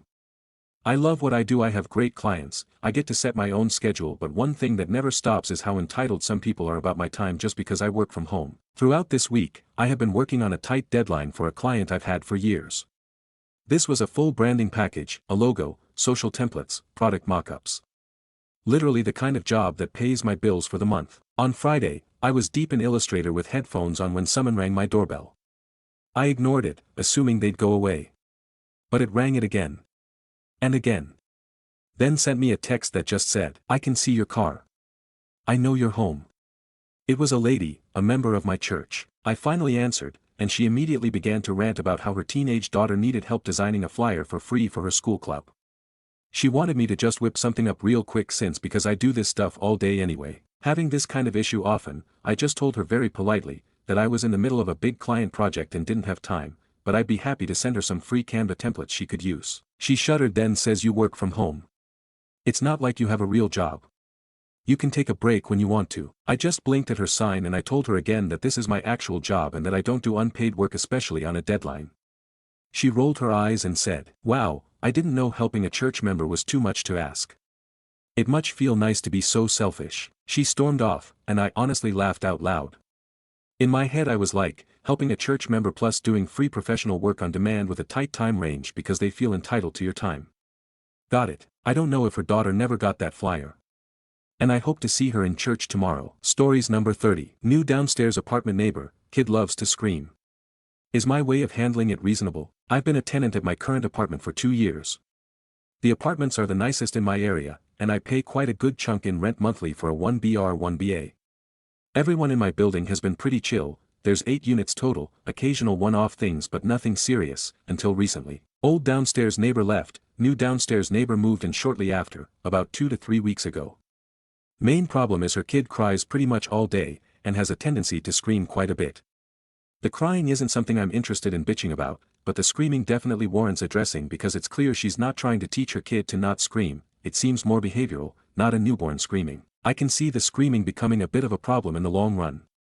Is it reasonable to tip my landlord apartment off that this is what I'm noticing, and if it becomes a problem in the future I'd like to address it? I feel like it's reasonable because it creates a track record. Update: neighbor tried to ruin my life and send me to jail on a false accusation. I have video proof and a lawyer now. About 3 weeks ago, I decided to start recording the screams of my neighbor's 3 to 4-year-old kid and reported it to management. Management talked to them, and the downstairs neighbor would work on it. The neighbor the next day then made a retaliatory complaint about me saying I walk loud, I'm on the top floor, she's on the bottom. The neighbor left for 9 days and took the kid somewhere else. I thought, wow, maybe they broke the lease and now I'm free of these gremlins. But something in my heart told me, this isn't over yet. These types of people are just too dumb and too self-righteous to leave without a fight. So me, expecting a war, purchased and installed 2 Nest cameras inside my apartment which pick up audio and video 24/7 with cloud storage for 10 days. Yes, I was that sure that I was dealing with a reckless person and had to protect myself. When she got back about a week and a half ago on Monday, May 19th, boy did she come back with a vengeance. She started pounding on my floor, her ceiling, with a broom handle or something at all hours of the day. Not because I was overly loud, because she was retaliating against the complaint I originally made and she was pissed. Every time she would bang, she got me more footage. It's funny because in the videos I would narrate myself explaining the entire situation while she was banging on my floor. Sometimes I'd be in the kitchen eating a Dunkin' sausage egg and cheese croissant, walk over to the camera, and start saying, yes, today is 05/22/2025 at 3:02 p.m., as you can clearly hear my neighbors downstairs are banging in retaliation to a noise complaint I submitted about them, and just go on these mini rants to the camera. Then things escalated on Sunday 05/25 and she would not stop pounding on my floor around 10:30 p.m.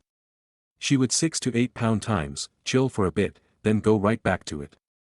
I have to say, I admire her consistency. But I had enough at this point. I don't pay $1,300 a month in rent to deal with this shit. So I called the non-emergency police line, waited for 45 minutes outside my apartment, and let the cops in to ask her what's going on with the noise. She refused to answer the door to the police, but I still got a police incident number and planned to pick the police incident up in paper form in person on Tuesday 05/27, because the police station documentation office is not open on Memorial Day Monday 05/26. So the next day goes by, and it's Monday 05/26. I hear some loud knocking on my front door. Strange, maybe it's the gremlins finally coming to confront me. I ignore it for a minute and it keeps going on. So I said, go away, while showing the Nest camera a timestamp of my phone in case it was them. Then they announced they were in SRTMYTOWN police department. Fuck. I opened the door and said, hi guys, what's up? And they said, we're here on a call regarding your interactions with the female downstairs, and I said, are you talking about the incident from yesterday? And they said, no, this is about today, she called dispatch about you 5 minutes ago, can we please come in? And I said, no, but we can go talk downstairs outside the apartment if you'd like. And I left the door open so the police could see me as I got a shirt on and came down with them. The police asked me what interaction I had with her that day and I said none, as I've never talked to this woman before in my life, which is the truth. I've never spoken to her or communicated with her in any way. Then they said that she called dispatch and said that I was intoxicated, that I had threatened her from my patio, that she was a single mom with a kid, and that we had a relationship together. This is a domestic dispute setup. So I showed the cops the video footage of what I was doing for the past hour, literally chilling with my cat, giving him those beloved belly rubs, and tidying up some stuff in my apartment from 2 angles.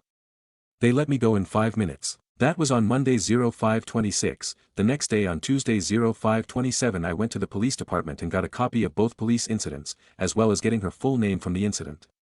I also contacted my friend who is a county prosecutor and a lawyer and retained him as my lawyer to start work on a cease and desist letter. He also mentioned, she tried to set me up for a domestic dispute because our county has a rule where if it's a domestic dispute they hold you for a minimum of 24 hours. I then went to management and alerted them that they have a tenant who's been pounding on my floor, providing them all documentation, written notes from Google Docs, videos from Google Drive, and they did not give a shit. They literally said, BBU, can we just all have a meeting about this? I'm sure we can work it out. At that moment I knew how fucked I was. I've been a tenant here for 2 years, plead my case for 20 minutes to prove my innocence and how bad this other tenant was, and their main reply was, let's all have a meeting together, hee. So I said, sure, I'll bring my lawyer. We're just gonna have to ask her why she falsely informed police that I threatened her so we can pursue legal action against her. That shouldn't be a problem, right? They replied, UHOHNONO need to pay an attorney just to come to this fucking clown show. So throughout the rest of the week I've barely been sleeping, maybe 2 or 3 hours a night. I'm just afraid of her saying something more extreme this time, like I'm drunk and have a gun, and the cops kicking my door in and ending my existence. But all evidence is on my Google Drive shared with my lawyer, my family, and an ex that I'm on really good terms with.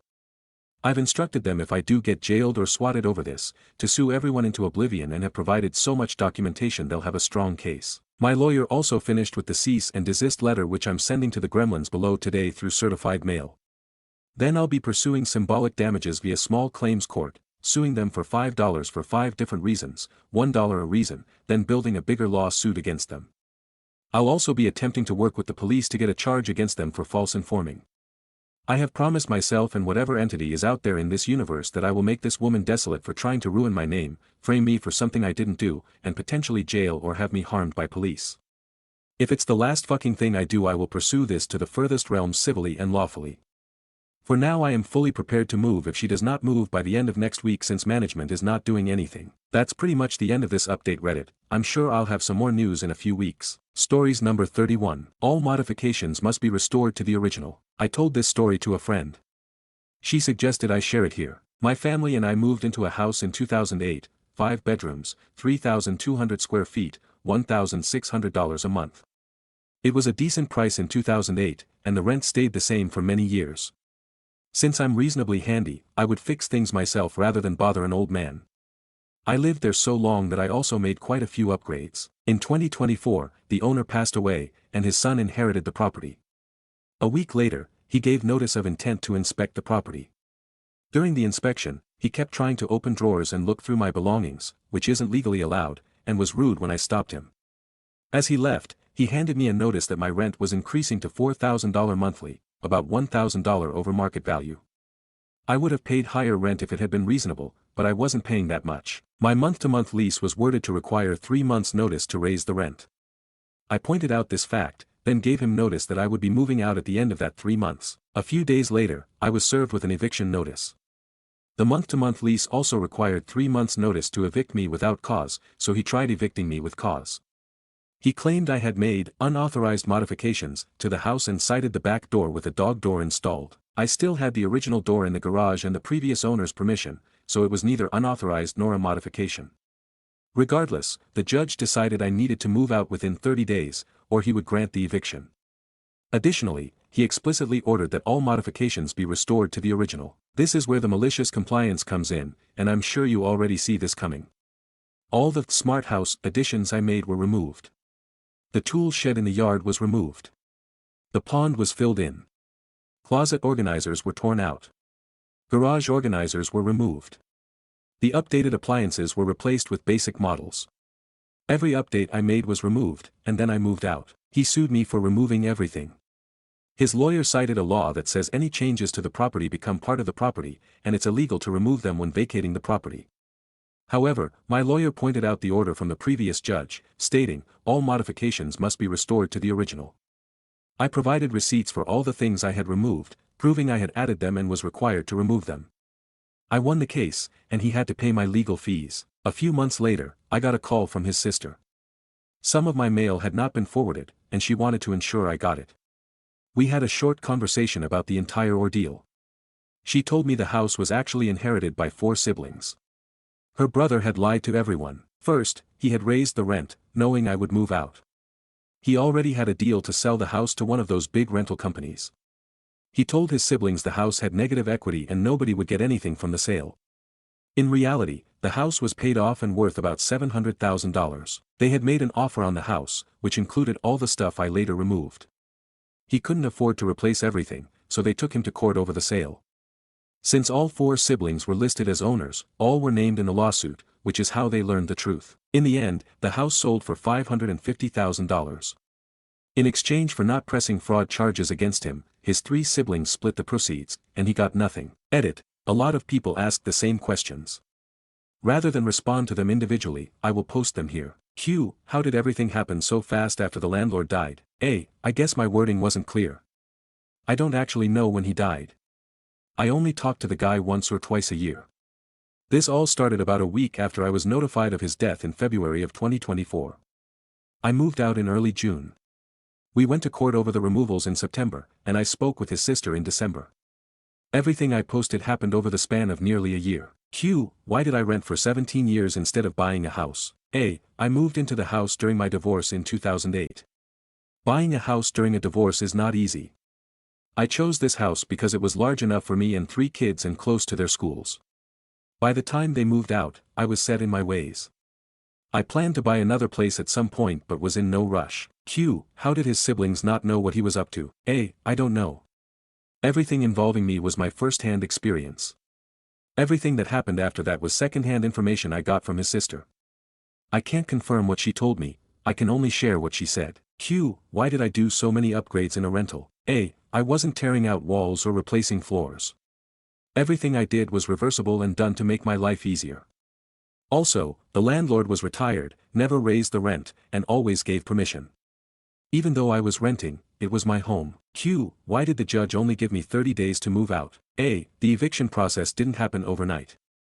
I thought this was obvious, but some people seem confused. From the point that I gave him 3 months' notice to seeing a judge, nearly 2 months had passed. There is a timed process that has to be followed. Q. How did I remove everything so quickly? A. None of the stuff was difficult to remove. The pond was not a small lake. It was a small 300-gallon hole in the backyard with a few goldfish and plants. It took us about 3 hours to drain and fill it in. The shed was sold to someone who took it away on a flatbed. Organizers were modular. Appliances are simple to replace. The most time-consuming was replacing all the smart plugs with standard outlets and smart bulbs with regular bulbs. Q. How are we supposed to believe you had all those receipts? A. I've been self-employed for 29 years. I keep every receipt because Uncle Sam doesn't mess around when it comes time for an audit. Most receipts come to my email, but I also have a portable receipt scanner for everything else. Q. How would anyone believe the house had negative equity? A. Again, I can't speak for them, but I can share a personal anecdote. My mother died in 2022.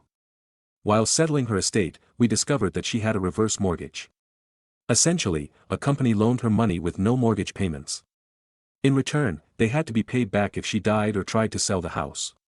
The house wasn't worth enough to pay them off, so we let them take it. Reverse mortgages are prevalent and often predatory. I don't know if he told them this, but it's not far-fetched to believe a house has negative equity. Stories number 32. You cannot charge your car. I need to charge my boat. I am currently the assistant manager for a 40 to 50 room hotel outside a small campus city in the Midwest. Whereas we get some good campus business, especially during football season, we do get some other people who are here for more local events. This time around, we had boat racing or something, never really figured out the specific event, just knew we had 3 people who had boat trailers. Now something our hotel does technically offer is free charging for electric vehicles. We used to have an EV charging station that was connected to our hotel marquee sign, but after an incident that is another long story for another time, our marquee sign was taken down and the power was shut down for that pole, which in turn made our EV charger inoperable. As an alternative, we have an EV charging cable that you plug into a normal outlet that we lend out to a guest who requests it. Whenever someone needs to charge their electric vehicle, we do a refundable deposit amount of $50 to their room, which they get back once our cable is returned. We also allow any guest staying to use their own cable, of course. The downside is the only exterior outlet that can reach the parking lot is one right by our front door in the pull-up lane. Usually, it is quiet and slow enough where it is no big deal, but after a guest complained about someone staying there overnight to charge their car, I came up with a parking slip for people to leave on their dash when they charge their vehicle, so if someone does complain, there is validation that the person sitting there is approved to stay there and use that outlet. Back to the boating weekend. It is approaching the evening of the Saturday and all the boating people are still gone for whatever event they are doing. I get a check-in who requests to charge their vehicle with the outlet. It was no problem at all, so I write up the parking slip and take the $50 deposit as she needed the charging cable. She parks and there is no issues whatsoever. About a few hours later, the boating people come back and one of them parks on the side of the hotel, about 100 to 200 feet away from our entrance. From the front desk window, I see this man come over to the front outlet with 2 cords and unplug the EV charging cable from that one guest's vehicle. He plugs his 2 cords in and walks back to his pickup with the boat trailer. Seeing what exactly he did, I printed off a blank parking pass, went outside to talk with him. Excuse me, sir, is there a reason you unplugged that guest's charging cable? He looks to me like I was an idiot for asking. Yeah, of course there was. I needed both outlets for my boat and I was using them earlier. I smiled that professional smile and said, no problem. Can I see your parking pass for the outlet? My what? I pulled out the blank parking pass. Since that outlet is for use of EV charging, vehicles that have this pass have express permission to use that specific outlet. That vehicle you unplugged had one of these passes on their dash, so they have priority if the outlet was open. But I was using it earlier and I need it for my boat. I'm sorry, but even if you need it, you cannot just unplug someone else's charger without their consent, and especially someone who has express permission to charge on that outlet. You are more than welcome to charge your boat using another outlet if one is open and your cord can reach. So you're saying you need me to move my boat? Why can't you have the other person move? That person has express permission to park and charge on that outlet as it is the only outlet our EV charger can reach. They have the right to park and charge there, especially since the outlet was unoccupied when she got here.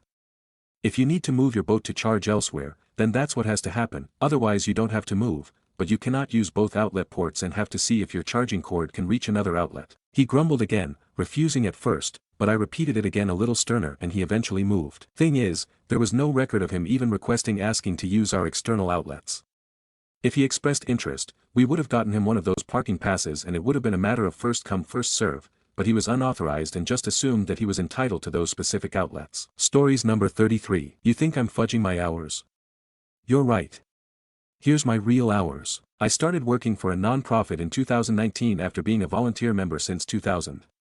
It was supposed to be temporary for 3 months or so, but the non-profit dragged their feet hiring a permanent replacement. I'm fairly well off, not filthy rich, but debt-free and comfortable, and didn't need the money, so I never billed for my hours after working 15 months full-time. It was supposed to be $25 hour, CAD currency, but I was willing to work for free if they just found a replacement in a reasonable time. They were pressuring me for an invoice, so I finally invoiced them for 40 hours a week for 15 months and it was about high $60,000. They were livid for a variety of reasons I didn't understand. They accused me of lying about my hours because I was a new father and my wife had gone back to work after maternity leave, and there's no way I could have worked that much. When I told them I had my son in daycare instead of staying at home with him, they sarcastically said, "Now you know what it's like to work an actual job like the rest of us."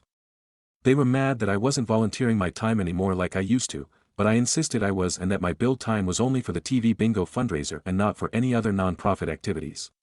They didn't believe me.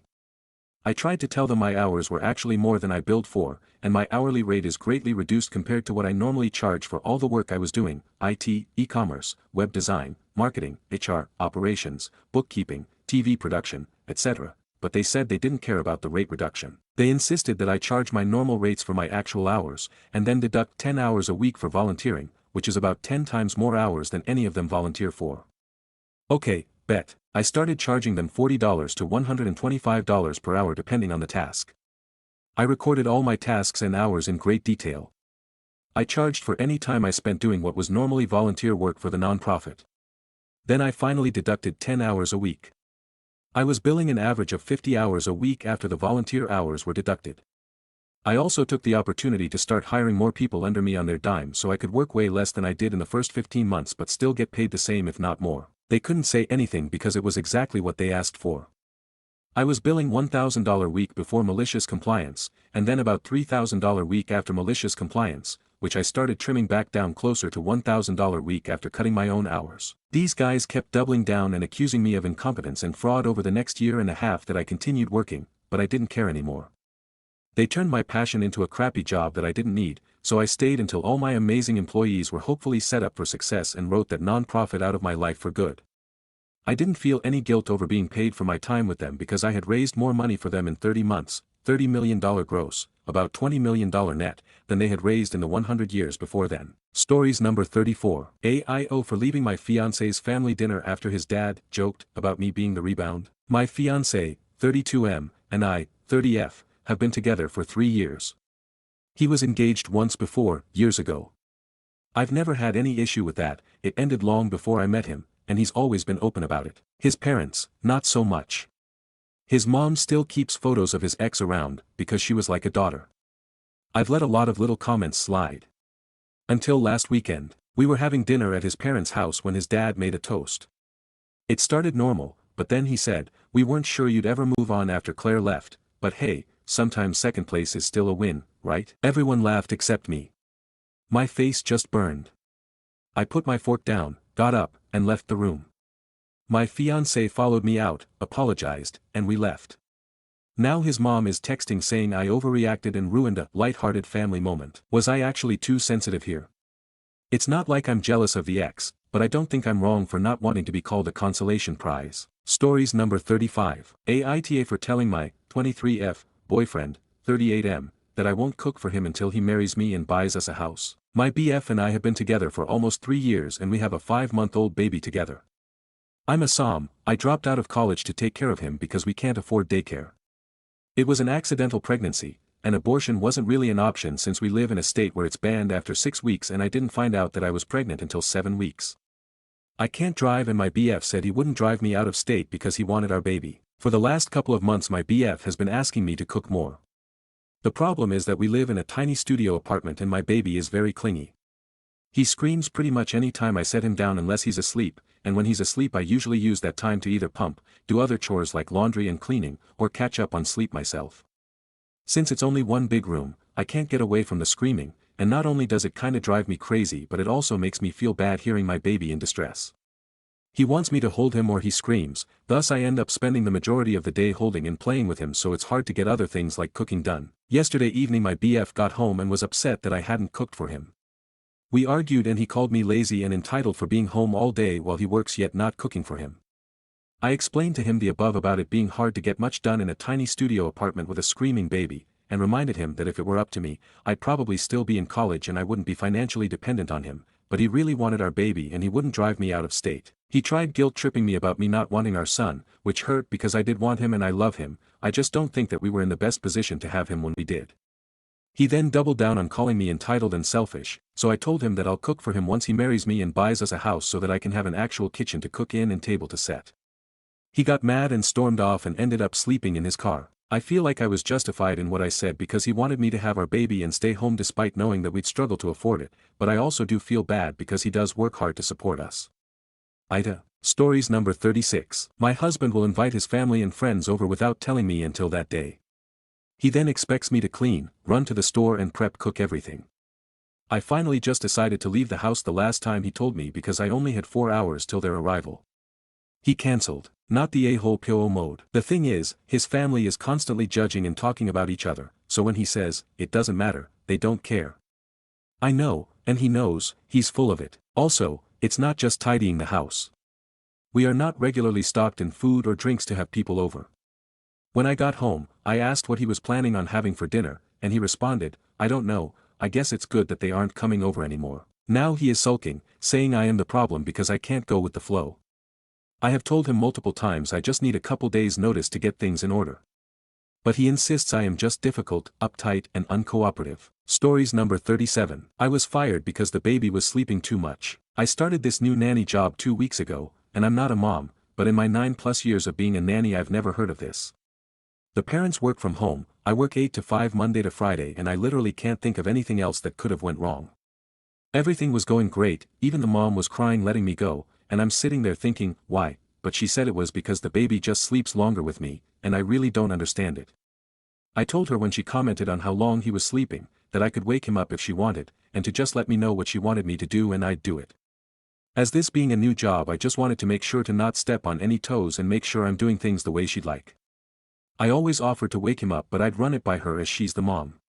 This came out of nowhere and me personally, he's sleeping 2 hours, in the morning, usually 9:30 to 11:30, and 2 hours, in the late afternoon, usually 1:30 to 3:30, and for a 4-month-old baby I don't think that's abnormal. She had a thing with Googling everything which makes sense, but also with a baby I know you want to do everything right but it's not always gonna be perfect.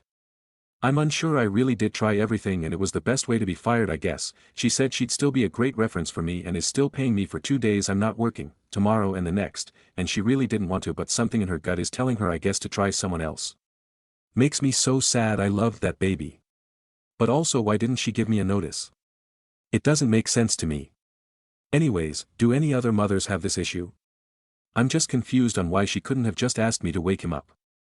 But she said she wanted him to wake up on his own, like he does with her. It just seemed like there was really nothing I could do. Stories number 38. Aita for not agreeing to share my room with my dad's girlfriend's daughter. So, I, 22F, still live with my dad by choice. My mom passed away when I was 5, and it's just been the two of us ever since. He never dated anyone until now, and honestly, I'm proud of him for finally opening up again. His new girlfriend seems nice enough and I want him to be happy. She has 3 kids, a son, 18M, an older daughter, 29F, who doesn't live with her, and a younger daughter, 10F. Recently they've been spending more time at our house, and now they're officially moving in. For context, we live in a 3-bedroom house. My dad has the master bedroom, I've had my own room my entire life, and the 3rd bedroom is currently a guest room, home office, and storage combo.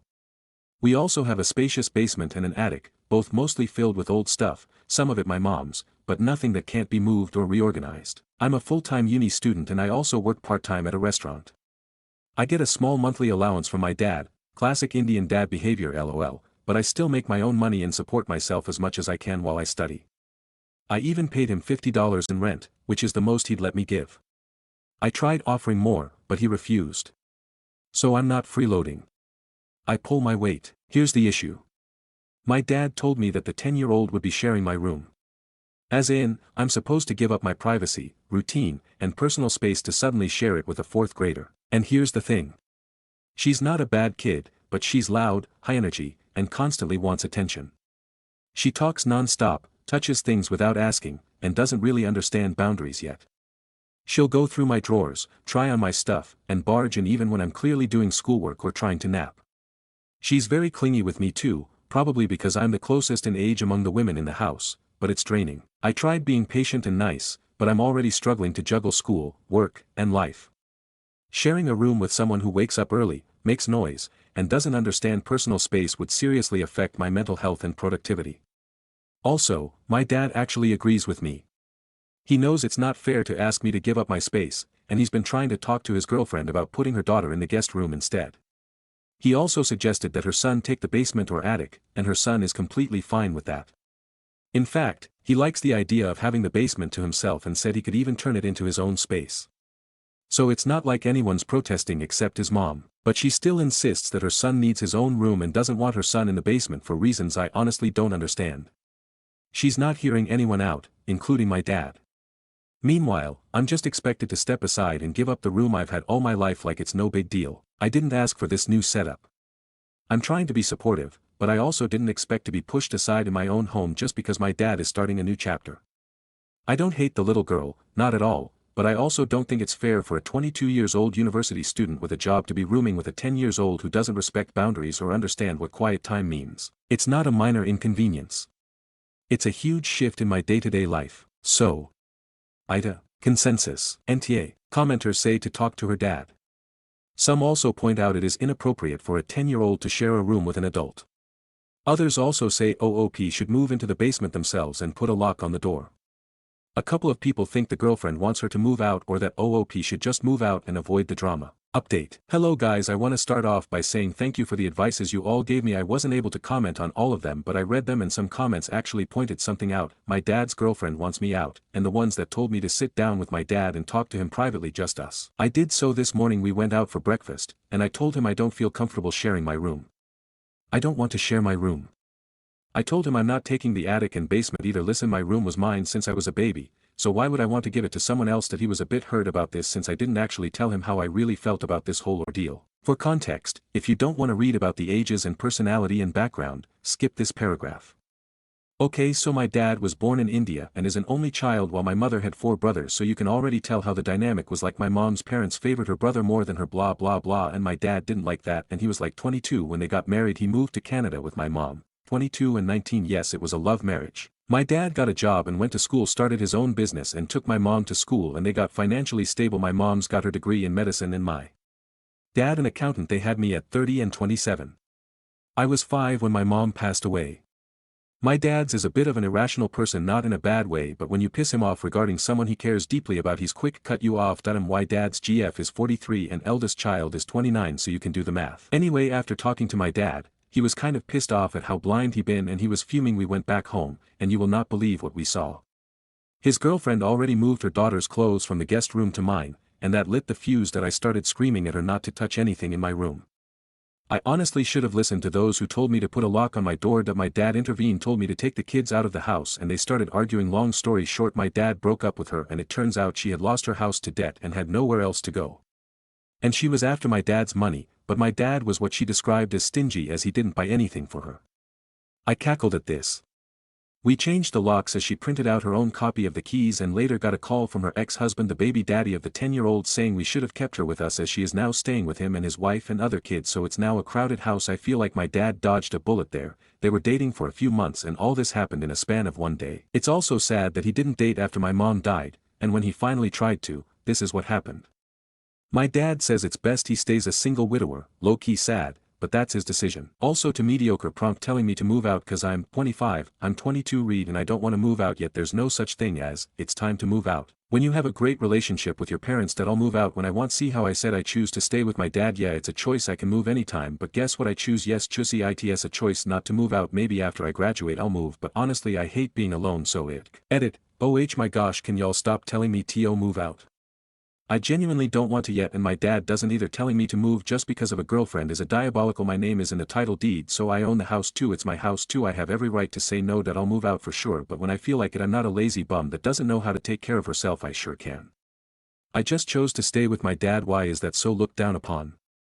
Like, can't someone stay with their parents not because of circumstances but by choice? Stories number 39. My 18-year-old cousin just graduated high school and she doesn't know how to read or count money. My cousin has a very neglectful mother and father, and due to this she has been living with my mother, and my mom has basically raised her since she was 12.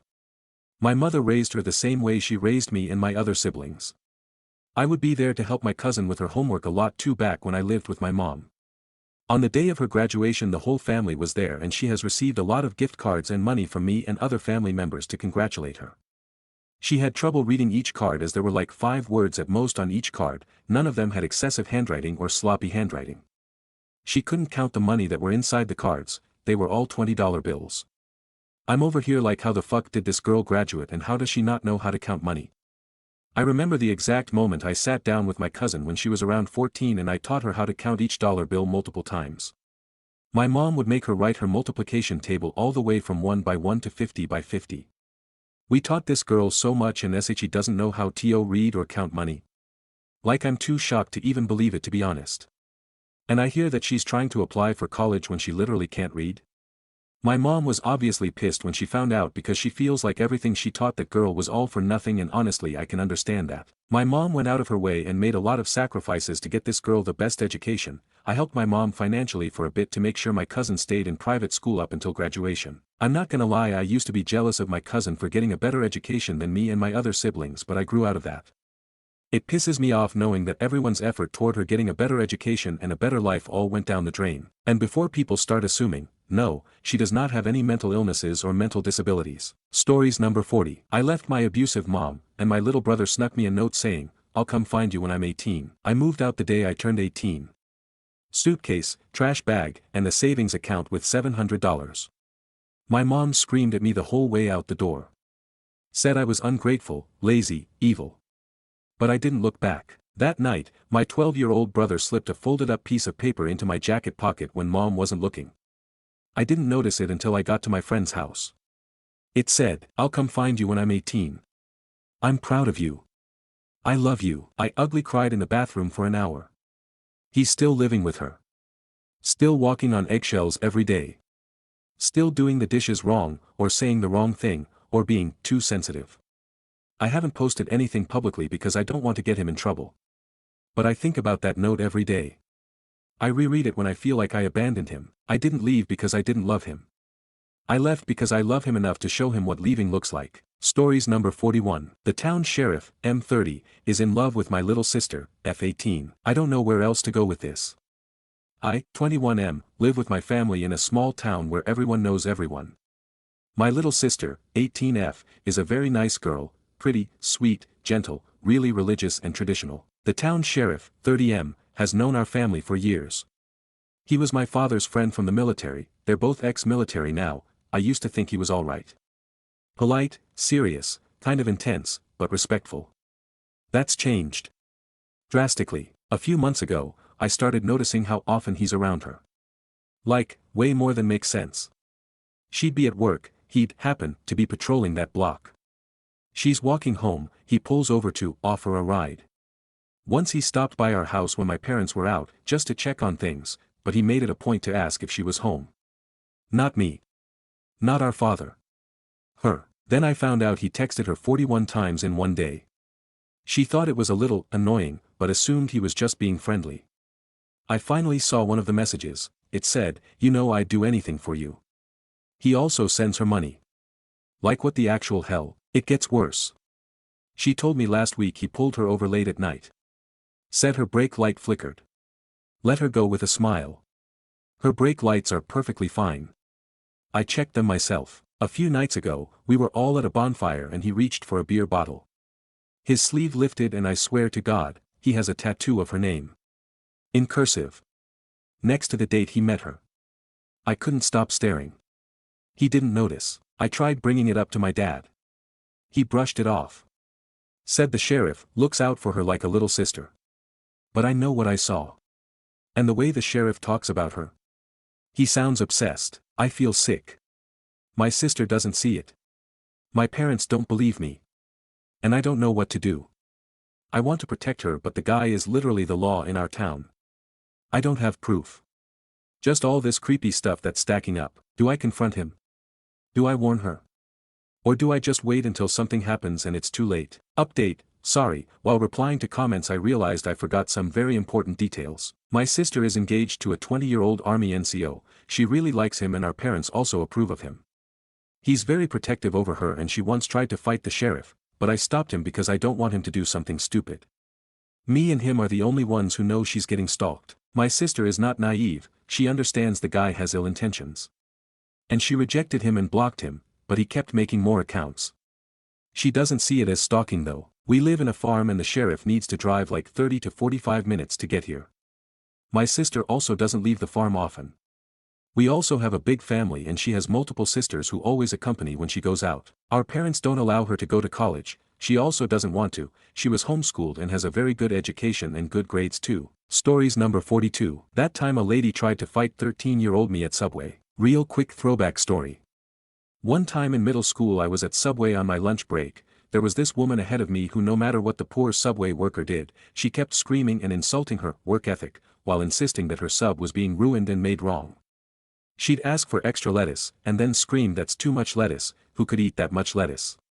Eventually she said her sub was ruined and she should get it for free because they messed it up so bad. 13-year-old me frequented this Subway and really liked the ladies who worked there, so I told the lady to chill out and stop being so rude. This woman who was at least 40-something, and a lot bigger than me, got in my face and started yelling about how I shouldn't mind adults' business and I was being a brat, etc. etc. At that point the Subway worker fully kicked her out, so haha no sub for you dumb bitch. The worker also gave me a free cookie for standing up. So if you ever witness some bullshit you should say something because it's the right thing to do and you might get a free cookie. Also the lady who worked there told me this was something that she experiences daily, which is insane to me and honestly really sad. Stories number 43. Would I be the asshole for telling my friend to shut up about her wedding and she's not at the top of my financial list for 2025? I do understand that the title sounds harsh. But I, 22F, and my fiancé, M24, got asked to be in our friend's wedding of December this year. I was more than happy to accept, until she started laying all of the costs on us. My fiancé and I are planning on getting married in the early summer next year, 2026, and are set to buy a house from a friend in late summer early fall of this year, 2025. So we are trying to save every penny that we possibly can to make our dreams come true. The first issue was when she wanted to go to a fancy resort 3 hours away for a week for her bachelorette party. It would roughly cost each person, separately, not joint, around $700 for the entire week we are staying there. That doesn't include activities, food, or literally anything else. The second issue was her bridal shower. She sent us each dresses that she would like us to purchase to wear to the event. The dress was $80. The bridal shower will be at a bar and we aren't allowed to bring carry-in, so in total, this event alone would probably come out to be $100 to $110 including the dress. My third issue that she's expecting extravagant gifts from said event. In my opinion I always thought that the extravagant gifts were something that you give to both the bride and groom on their special day, but I could be mistaken on that. The fourth issue was the groomsmen suits. She wanted us to go to the most expensive place in our town and rent a suit for $700 to wear for one night. Thankfully we did talk her out of this and only had to spend $400 at a cheaper place that all of them could afford. I've tried telling her that I don't have the extra money to be spending right now. Between the down payment for our house and planning for our own wedding, which will only be about 6 months after hers, I don't have a problem with spending the money for my bridesmaid dress and a hotel for the night of her wedding. But it's the extra costs that I can't handle. Is this normal for a wedding? For a couple to be expected to spend almost $2,000 on another person's big day? I truly do want to be there and support her on her special day, but my finances aren't the same as hers. My fiancé and I are on the same page that this is not something we will be expecting from our bridal party. So would I be the asshole? Edit, she's not a super close personal friend of mine. I met her through my fiancé as her groom is one of his good friends. We hang out as a group a couple times a month. But never one-on-one. I consider her more of a friend by association. Stories number 44. Island vows in front of guests is tacky. I went to a wedding a few months ago where the bride and groom did silent vows, in front of everyone. They basically just talked at each other for 5 minutes while the guests and wedding party was all awkwardly watching. The wedding party couldn't even hear. It was especially tacky because the wedding was a destination. Everyone flew or drove for hours to just sit and stare as they giggled and cried at each other. If you want to do silent vows, do them before or after the ceremony and just do traditional vows during. Don't make your guests awkwardly sit in the hot sun as you whisper inside jokes to each other. Especially in front of 100 people who spent lots of money to be there. Stories number 45. Just moved into our new home. Neighbor vandalized car and already called the city on us. We just bought a house and knew the previous owner. We knew they had problems with neighbor across the street, Gary, like having the city call and complain about weeds and so on. We dismissed it thinking it was probably valid. We've met all the other neighbors and they're all super nice, and helpful, and agreed Gary is crazy and a big pain in the ass. We spent 2 months renovating the house before moving in and had a waste management dumpster bag out front holding miscellaneous debris. We moved in, and less than a week after moving in, I got a visit from the city inspector citing us for blight. She was apologetic explaining the single baseboard that was outside of the bag needed to be put inside it. I was so shook and confused about getting a citation. She just explained, I can't tell you who the neighbor is, but the previous owners would have this neighbor complain a lot. I've been to this house a lot. I'm so sorry. I talked to the other neighbors we know, and they vented about him saying it was ridiculous. Alright, no prob, we can deal with this. Our niece is staying with us and had a friend stay the night. They parked across the street in front of Gary's house. When they went to leave the next morning, their front passenger tire was flat with the valve stem core missing. They, stupidly, drove to get air in it, and got the core replaced. My niece called me to tell me what happened and I mentioned it to my next-door neighbor Nicole. She immediately exclaimed, OMG OMG OMG that's Gary. I went over immediately and she told me this story. A few years ago, Gary's next-door neighbor, renters, had their adult daughter living with them. The daughter parked in front of Gary's house one night. The next morning, Nicole was outside chatting with another neighbor when the daughter, distraught, says her tire is flat. They look, and the valve stem core is missing. She's panicked, because she's going to be late for work. So the other neighbors help her get her tire inflated and fixed. Nicole said it was such an odd thing to have happened because these parts don't just fall out, it has to be physically removed with a tool or gizmo. Fast forward to yesterday. I go to Nicole's house and talk to her and her husband. He had taken a picture of the car parked at Gary's thinking it was a car from a VRBO down the street, and was worried something would happen, not knowing it was my niece's friend. In the photo, you can see she's not parked illegally, she's perfectly legal on the street. We have no proof it was Gary, but obviously suspect it was him. My spouse and I are so mad, and I'm petty as hell. So my current plan is to file a police report to document it, have the police talk to Nicole and her husband, and set up the next night vision cameras money can buy, and I can afford, to cover all aspects of my yard, plus get some for Nicole's house. What else should we do? Stories number 46. F32, got wasted. My boyfriend, M34, is disappointed and disgusted with me. How can I solve this? It has been a crazy week for me. The whole month was stressful at work. This month end, I went to a party to celebrate a former coworker's last day in our last job together. I was confident to keep taking shots as I had a full dinner prior and I was thinking they are already tipsy while I'm still sober. And then it hit me. I was blacked out. All I remember is that I was vomiting in the car, my face held to the window to keep my vomit out. My boyfriend was working at home for his night shift. Got me out of my friend's car but was shocked I can't walk, can't even sit on the chair. I was still vomiting and he was so stressed to leave me on our bed as I might choke with my vomit. It was the drunkest I have been. I am ashamed. I know it's a mistake. I can't live without him and right now it's been 2 days of no talking. He looks at me angry. I know it's all on me. How can I get us over this? Stories number 47. Coworker tried to take credit for my project and got wrecked. I've been busting my butt on this big presentation for weeks. Tons of late nights. My coworker Chad does nothing but schmooze with the boss. Day of the meeting, Chad stands up and starts pitching MY slides like he made them. I'm sitting there, fuming, when our manager goes, "Nice work, Chad. How'd you pull this off?" Chad, smug as hell, says, "Just burn the midnight oil, you know." Bruh, I couldn't stay quiet. I pull up my laptop, show the team my original files with timestamps, and say, "Funny, Chad, your midnight oil looks a lot like my 2 a.m. drafts." Room went silent. Manager's face. Priceless. Chad stuttering, I meant we collaborated." "Nah, dude, you didn't." Now Chad's on thin ice, and I'm getting props for calling him out. Stories number 48. Ex-husband quit his job and now coming after me for child support. So ex and I signed our divorce agreement in April. Less than a week later he declined renewing his contract at work for personal reasons. He told me he would live off his savings until he found better work. We have 50-50. We now have a court date to adjust support. He was paying me $300 a week for 2 kids. He made over $200K a year. Now he claims to make nothing and can't find work that revolves enough around his visitation schedule.